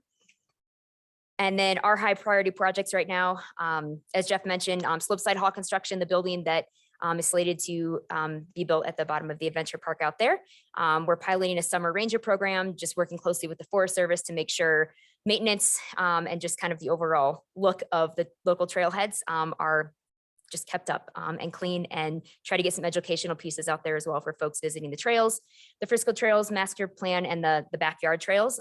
Pete Swenson's our Nordic Trails manager, and he's working along again with the Forest Service and just really just ramping up the trails plan and kind of making some updates, just showcasing what he's already done and what we plan to do with collaboration with the Forest Service to build on the Ophir Mountain and Mount Royal side of things, and just kind of more upkeep there. Implement the paid parking plan at the marina, which you guys heard about tonight. So you guys will have more discussion on that. And then the other is the townwide security camera system, which is already rolling out right now, just to have those security cameras in place. So that's kind of what we do in a nutshell.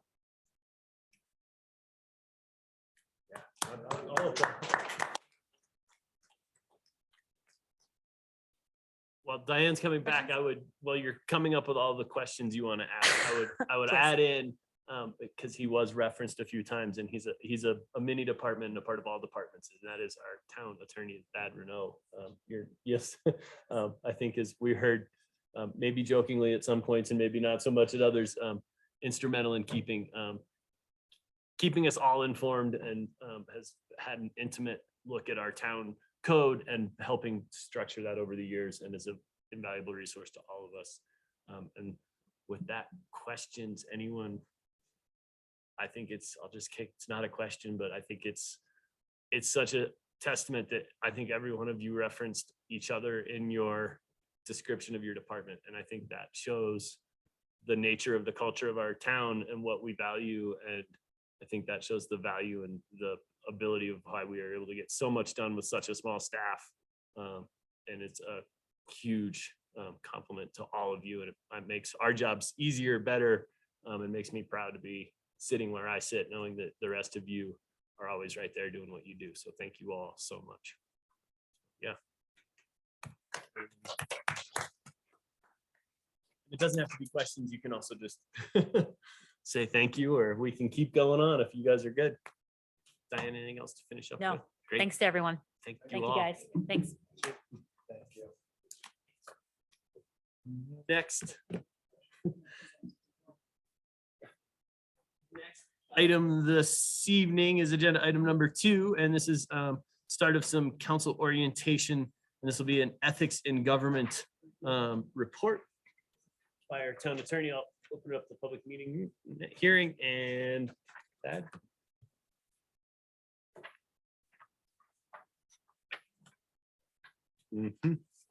Mayor. Our sound is. I'll speak up. Thank you, Mr. Mayor and members of council. I'll start by saying that everyone has been entirely too kind. It has been and remains my privilege to work with this council, the manager, the clerk, and all of the department heads on nearly a daily basis. I guess I should introduce myself for the new councilors. My name is Thad Renault. I'm your town attorney. It has been the privilege and pleasure of my firm and myself to serve the town, first in my capacity as the assistant town attorney since 1996. And I believe, if memory serves me, I was appointed as the town attorney on January 6th of 2004. It seems like yesterday. Our new counselors, I'm sure, are learning and will continue to learn of the many burdens that come with your new office. What you're about to learn is that few are heavier than having to sit there and listen to the town attorney give you a legal training session every now and then. I was talking with Diane a couple of days ago about preparing for this meeting in general, and she jokingly told me, or we were looking at the agenda, and she said, and then we come to your how not to get in trouble right away presentation. And I chuckled. I thought it was pretty funny. But the more I thought about it, the more I realized just how true that was. The first 2 topics that I'm going to give you as briefly as I can tonight, I've given all of you written memos on this. And Lisa, I will send one to you. I see you up there. I didn't have an email address for you, or I would have had one to you already. So my apologies for that. At any rate, you have 2 memos in front of you. We're going to cover 2 topics. The first is ethics in government. The focus is going to be on conflicts of interest and related ethical issues. The second is going to be on the Colorado Open Meetings Law.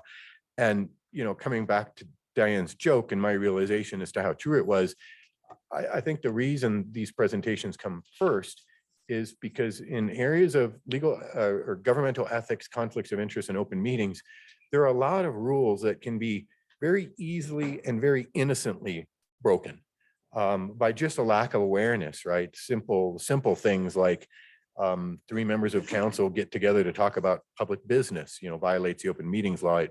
That wouldn't be necessarily readily apparent to a new member of council not versed in the laws of the Open Meetings Act. So with that, I will jump into the presentation on ethics in government. First thing I'll tell you is that questions concerning ethics in government, in particular conflicts of interest, arise with some frequency in local government. They arise with particular frequency in local governments in small towns. And to give you an example of why that is, I'm going to use Tom Connolly. I'm sure he would not mind at all. Tom Connolly is one of the few architects who works in town, has a business here in town. Tom Connolly for many years served on the Planning Commission. Tom Connolly then served some stints on the town council. Tom Connolly had some inherent conflicts of interest built in, right? He worked for many of the people that would come in front of the Planning Commission or ultimately the council seeking permission, regulatory land use approvals, right? He has a conflict when he's working for those people now on this project or on the project in front of you, obviously, but he also has a conflict that can arise from nothing more than an ongoing business relationship with a client that he's not currently serving, but who has a project in front of the council and that he might serve again in the future. So just one example, but I can go on and on and on and find various and sundry professionals or people with business interests in town who end up on council dealing with matters for which they might have some personal interest. So I'm going to talk with you in some detail about those conflicts of interest and what's to be done. But the first thing I guess I would tell everyone is that there is nothing unlawful, illegal, or wrong about having a conflict of interest. That just arises out of the fact of what it is you probably do for a living, or matters that you have, things that you've done in the past, and how they relate to your current service. The issue that arises with conflicts of interest is when they are either not identified or then not identified and not disclosed. I will start by telling you that in this arena, you are members of council and frankly, members of staff, other public officials are governed by both state statute and local code provision. The state statutes are contained, and all of this is in your memo, so please don't take notes. And please do feel free to raise your hand and interrupt me. I'm happy for this to be a conversation, not a lecture. Section 2418-109 Colorado Revised Statute sets out rules of conduct for local government officials and employees. Among other things, it prohibits local government officials from, and I'm quoting here, performing an official act directly and substantially affecting to its economic benefit a business or other undertaking in which he either has a substantial financial interest or is engaged as counsel, consultant, representative, or agent. It goes on to say that if you have, if a member of a local governing body has a personal or private interest in any matter proposed or pending before it, that member is to disclose such interest to the governing body and is to refrain from voting thereon, shall not vote thereon, and is to refrain from attempting to influence the decisions of the other members of the governing body in voting on the matter. The statute is mandatory. Violations are subject to criminal prosecutions. Beyond that, votes of a body like the council that which reflect a conflict of interest by any one member are voidable, even though that if you took that one member's vote away, it still would have passed by a sufficient majority. The courts they don't always do that, but they often do it. And the reason that they do it is they figure one tainted member may have had undue influence over the remaining members of the board. And so they will send it, they'll undo a decision and send it back for a decision without that member's participation whatsoever. The local code provisions. Frisco has a local ethics code. It is chapter 15 of the town code. It is in many respects more restrictive than the state statutes. Section 15-1 of the ethics code states its purpose as being to, quote, promote confidence in the town government. It states its intent as fostering public trust by defining the parameters of honest government and prohibiting the use of public office for private gain. I think particularly illustrative of that point is section 15(1)(b) provides as follows. While it is critical that board members and employees follow both the letter and spirit of this chapter, it is equally important that they strive to avoid situations that may create the public perceptions of violations of this chapter. Perceptions of such violations can have the same negative impact on public trust as actual violations. I will tell you, there have been a number of instances over the years where, and we'll talk a little bit more detail here in a minute about what you do if you have a conflict of interest. But one of the things you can do is call the town attorney, call the manager and or the town attorney, and tell them of your concerns and have a discussion about whether there really is a conflict of interest there. I've had a number of those discussions over the years where the conclusion was, you know, this is not technically a conflict of interest. But the fact that you're asking me the question and the conversation that we've just had about this should probably inform us about whether it might create a perception of impropriety, even though if there's not an actual conflict. And on that basis, there have been a number of occasions on which members of council have decided to recuse themselves on the basis of the perception, if not a conflict itself. On those occasions, there have been times where the public statements have been made about it. There have been times when they have not. There are no hard and fast rules on that issue. Our code goes a little further than state statute, both with respect to appearances of impropriety and the use of information. There's no state statutory corollary to section 15(3)(a)(2) of our code. It says that no board member or employee may use any information obtained by virtue of his or her public position in furtherance of any personal or financial interest or the personal or financial interest of any other person. I don't think that occasions often arise where you would get that kind of information that you can make personal use of. But when it does, it's often back in an executive session, and it's often about real estate the town is interested in buying or the real estate that the town is interested in selling. I think those are the most likely instances where there could be an opportunity to front run, so to speak. That's what this provision is trying to avoid, front running governmental decision to the personal advantage of decision makers. You know what's coming down the pike more than many members of the public.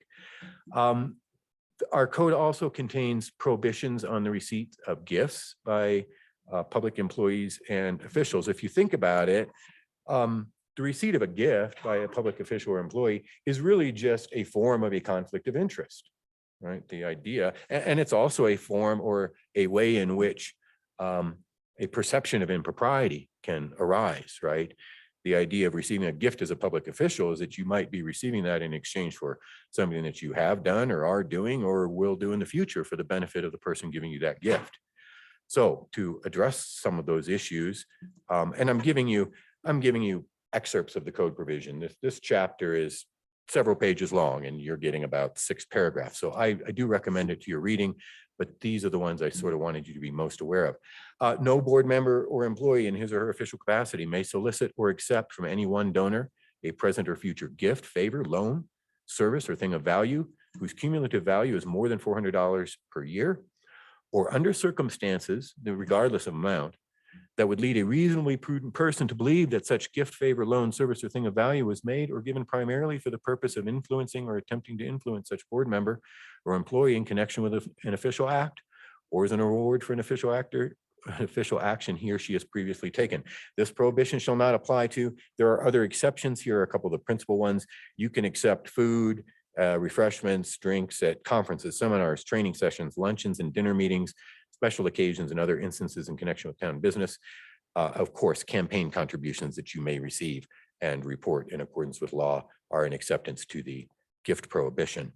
The other limitation at the bottom of page 2, no board member or employee shall engage in a substantial financial transaction for his or her private business purposes with a person whom he or she inspects or supervises in the course of his or her official duties. Again, a conflict of interest, right? The thought is you supervise this person, you're their boss. You may be overreaching them on this bargain that you've just made to have them provide some service to you. For many years, as you all may know, former Mayor Gary Wilkinson is a surveyor. And for some years, I owned a piece of a couple of acres of undeveloped property in Clear Creek County, and I needed it surveyed. And for the life of me, I wanted to hire him to do the survey. And I just couldn't, even though I would have been the one initiating hey, Gary, would you do this for me? He is a person who supervises and inspects me in the course of his official duties, right? The council fires the manager, the town attorney, and the judge. And then so finally the catch-all, the appearance of impropriety provision. This is very much like the judicial ethics rule, right? No board member or employee shall perform any official act under circumstances that give rise to an appearance of impropriety on the part of the board member or employee.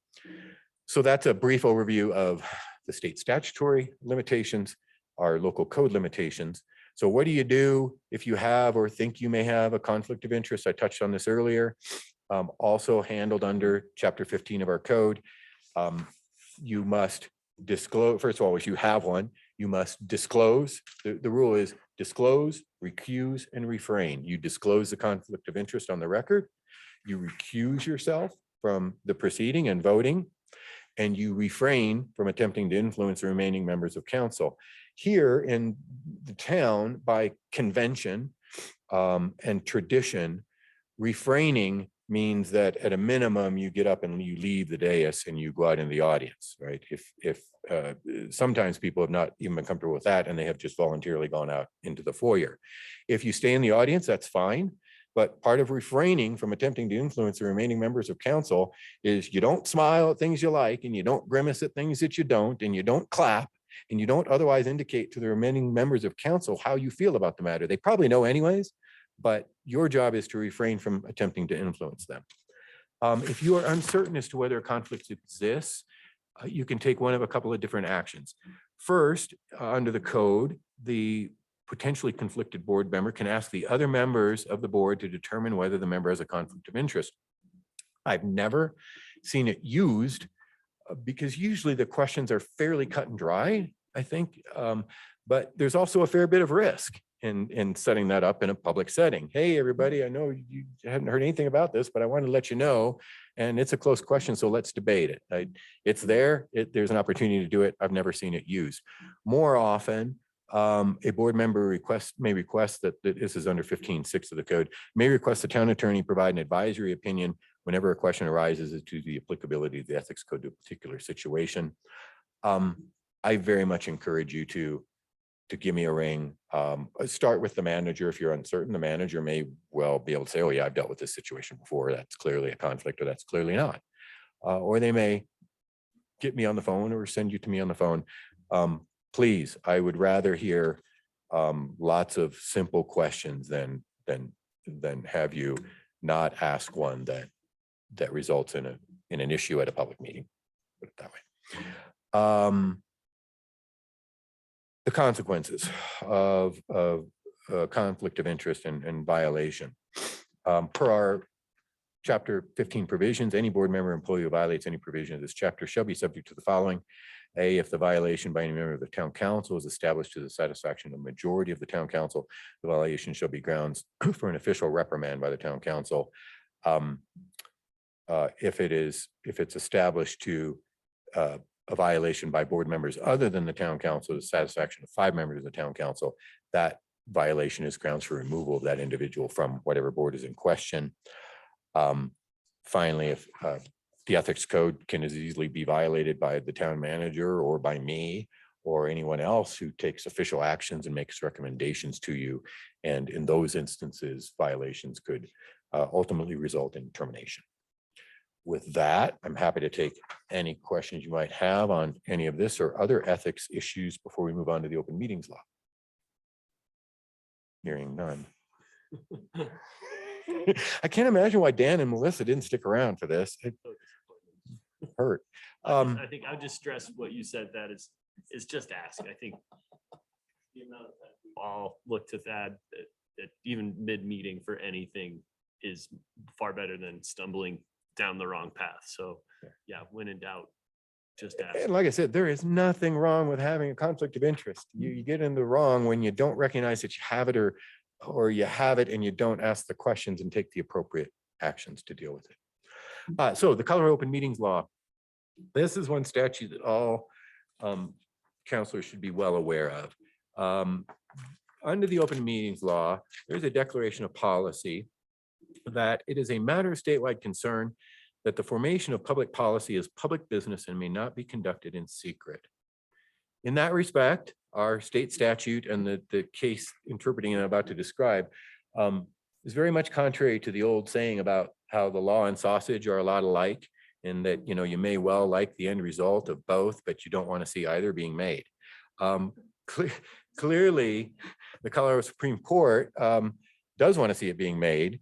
They say that the open meetings law reflects the considered judgment of the Colorado electorate that democratic government best serves the Commonwealth if its decisional processes are open to public scrutiny. So the purpose of this, the memo you have in front of me, my presentation tonight, answer the most common questions. Who's covered by the law? What is a meeting? When are executive sessions permitted? And what happens when the law is violated?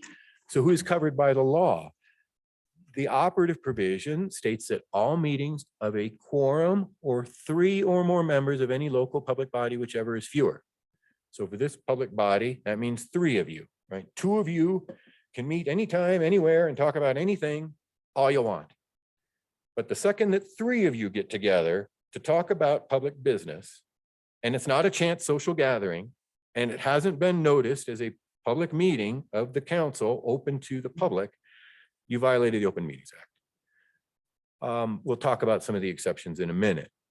But that is the number for us. 2 is okay, 3 is not okay.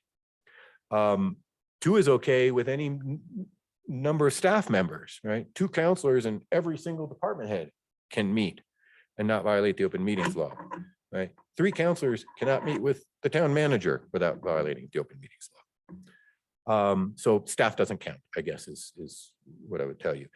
It applies to everybody, right? The definition of a local public body to which the Open Meetings Act applies includes any board, commission, committee, or other policymaking, rulemaking, advisory, or formally constituted body of a political subdivision of the state, such as a municipality.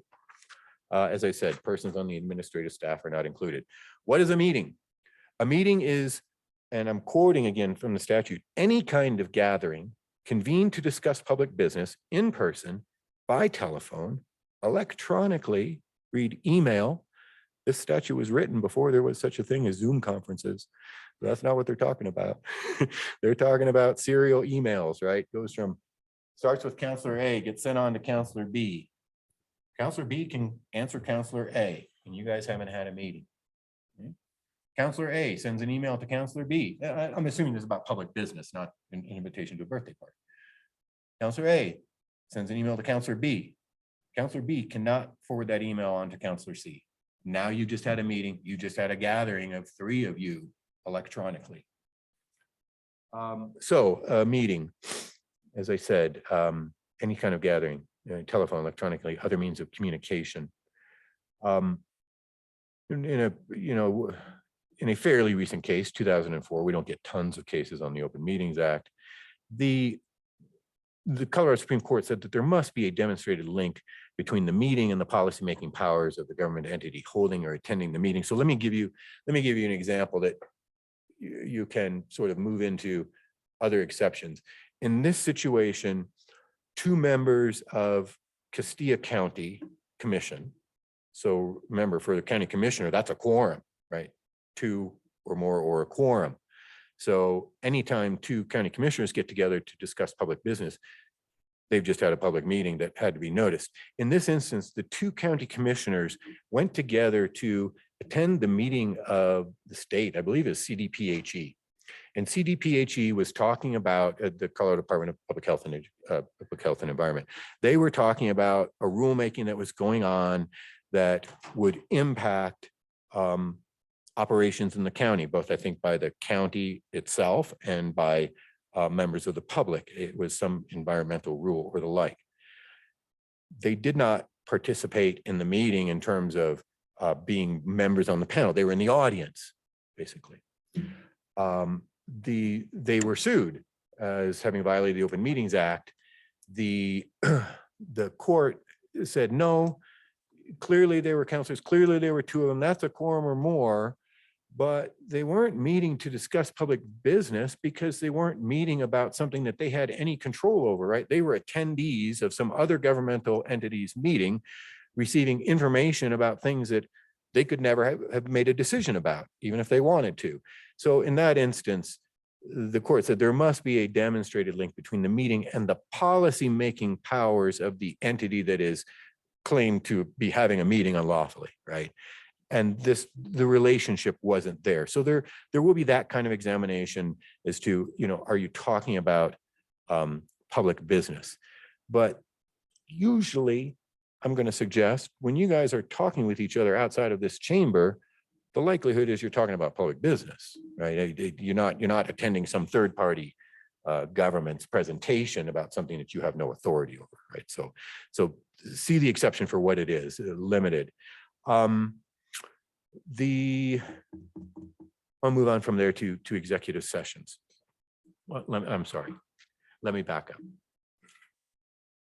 The Open Meetings Act does not apply, and it does not call a meeting a chance. It does not apply to any chance meeting or social gathering at which discussion of public business is not the central purpose. Read it again. Does not apply to any chance meeting or social gathering at which discussion of public business is not the central purpose.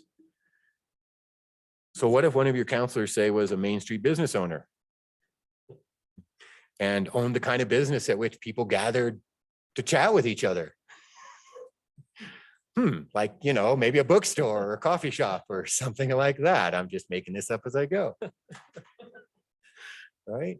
Chance meetings at that location are just fine. But I'm going to suggest to you that a chance meeting is something that is understood to happen regularly and begins to happen regularly.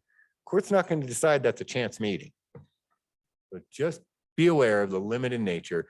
Doesn't apply to chance meetings or social gatherings at which discussion of public business is not the central purpose. I think that exception will be narrowly applied, and examination would be made of the true nature of the chance, of chanciness. I don't know what the right word is. Yeah, I need Dan here. Dan is not here. At any rate, There's a good chance that there's a good chance. might come across this. So moving on, when are executive sessions permitted? Because the underlying principle of the open meetings law is that the formation of public policy is public business and therefore can't be conducted in secret. The exceptions to the statute are limited and they are strictly construed by the courts. They're tailored to those situations where the General Assembly has determined that the need for privacy of these discussions, the public interest in the privacy of these discussions outweighs the public interest in knowing about this right now. The thing I would tell you is that by law, in an executive session, a governmental body can't take an official action. They can give directions to negotiators, right? They can determine positions on matters subject to negotiations, but what they can't do is take any sort of official action. That you can't approve a contract, you can't approve an ordinance, you can't make that final decision. You can chat about who you want to hire among the finalists for the town manager, but at the end of the day, you got to come out here and somebody's got to make a motion, you got to vote on it, right? Or at a minimum, a contract has to be negotiated with that individual and it comes before the council for approval, right? So there's a public decision made. When are executive sessions permitted? They are permitted for purposes of discussing the purchase or sale of real or personal property. The reasons I think are fairly obvious. When the government is interested in obtaining a particular piece of property or particular sorts of properties, the government may not want to broadcast that until it's ready to do so and knows exactly what terms and conditions under which it would make purchase offers or the like. The same is true of the sale of property. Ultimately, purchases and sales, the final acts have to be done in an open session, but the terms and conditions under which the town might decide to sell a piece of property that it's owned are matters that can be discussed privately and then ultimately acted on publicly. Real and personal property. Conferences, attorney conferences. You can go into executive session to have a conference with your attorney on specific legal questions. In that instance, and only in that instance, if the attorney states his or her belief that the conversation will be protected by the attorney-client privilege, the recording may be turned off during that part of the discussion. So that reveals another thing you need to know about executive sessions. Even though they are private, they are recorded. Those recordings are retained by the town for a period of 90 days. That gives any member of the public or anyone else an opportunity to sue the town or seek to make a claim against the town and have a court determine whether that executive session was taken appropriately, whether the discussion in the executive session remained within appropriate bounds. So these are recorded with that exception of attorney-client conferences. The other category of matters for executive session, confidential matters under state or federal law, anything that is required to be kept confidential by state or federal law. HIPAA, for instance, medical records, if those became pertinent in the discussion of a manager, for instance, or the attorney or the judge or the like, would have to be done in executive session. Obvious reasons, privacy interests outweigh the public's right to know. Security arrangements or investigations. We don't chat up where the cameras are and what we're recording and how often we look at it and how long we keep those tapes and the like. Again, you don't want bad guys to know that, bad guys and gals. Negotiations, you can go in for purposes of determining positions, as I noted, relative to matters subject to negotiations, to develop strategies for negotiations, to instruct negotiators.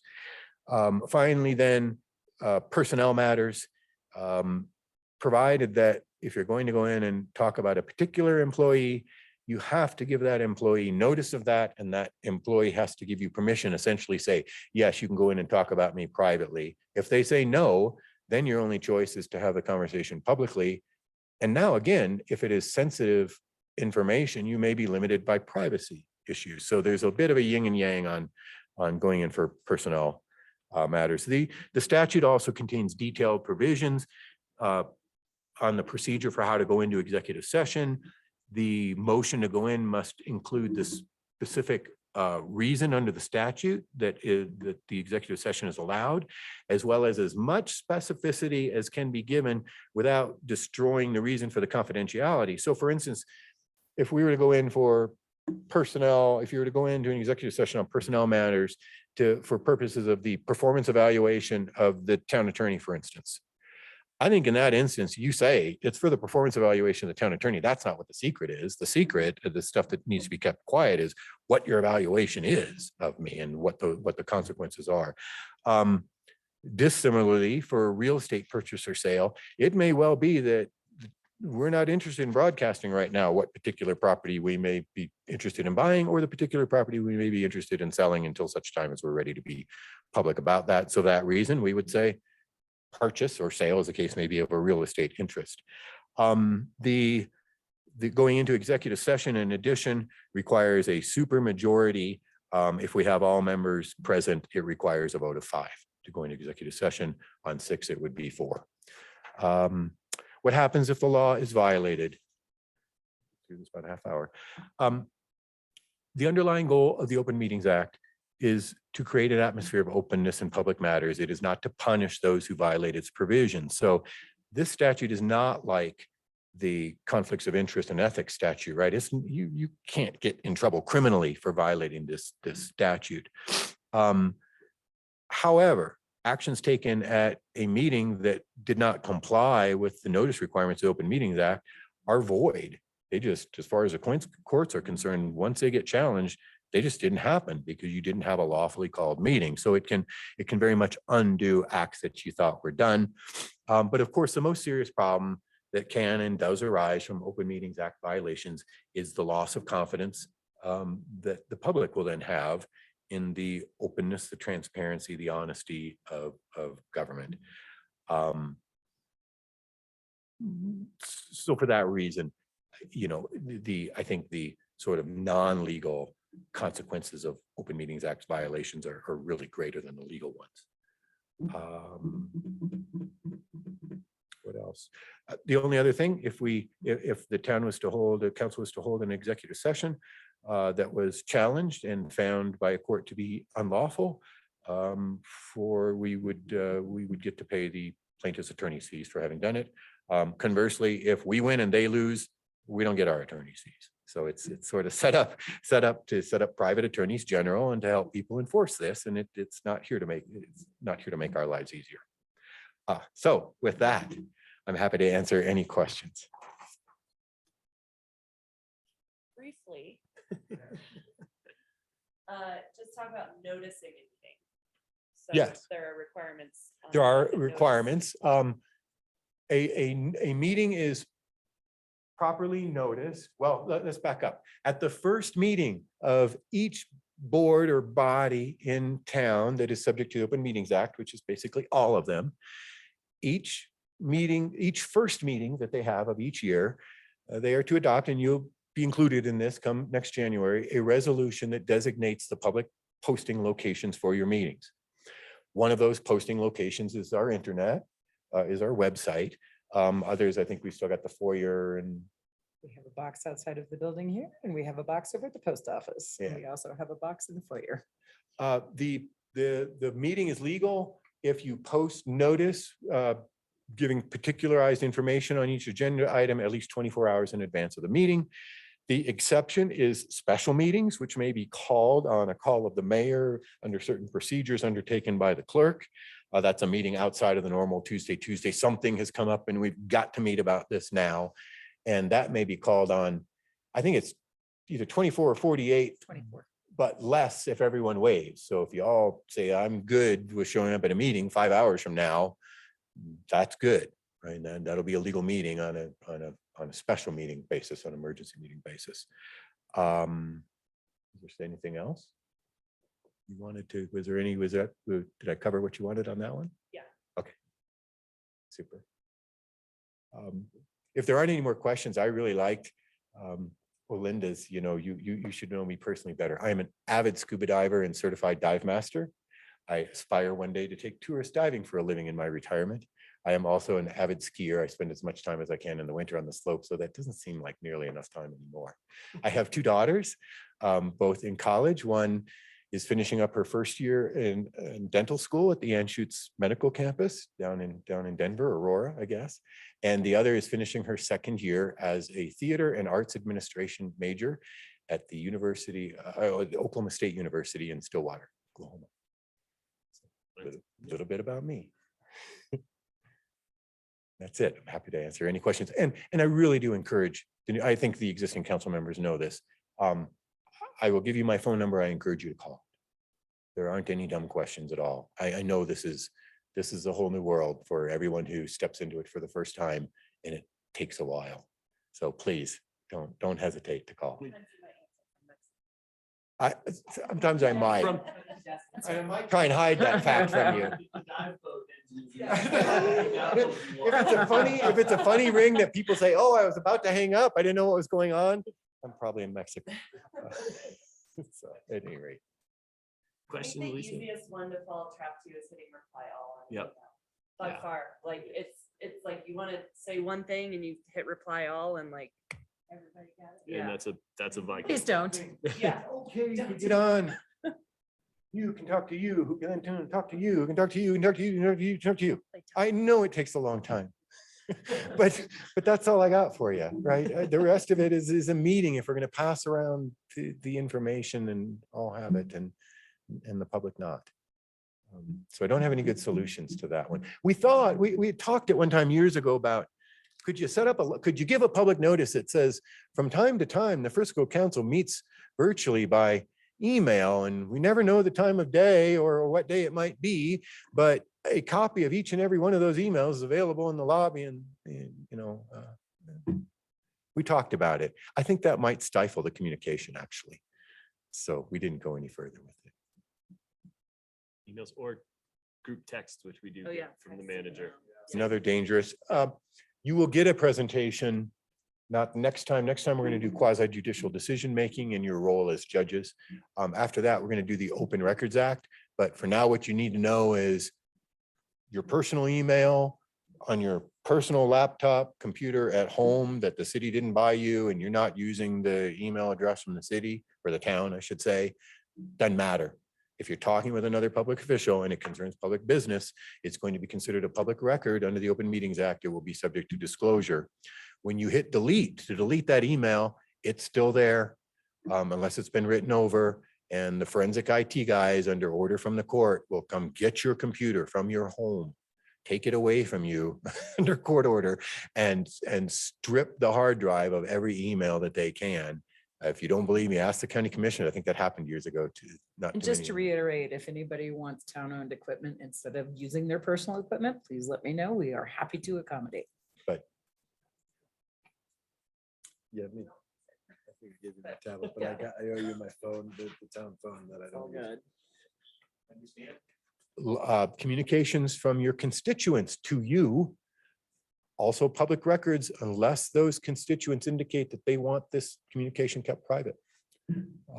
So when you're talking about public business with just about anybody, be aware that an open records request can probably obtain that writing, and then someone can take it and publish it in the newspaper. So, And they have. and they have, and they have. So be aware.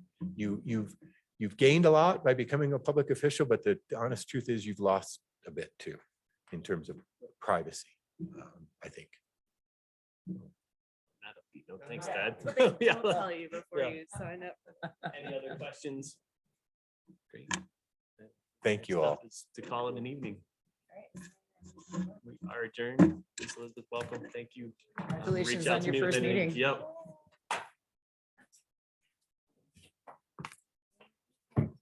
Did. And if anybody wants their own personal copy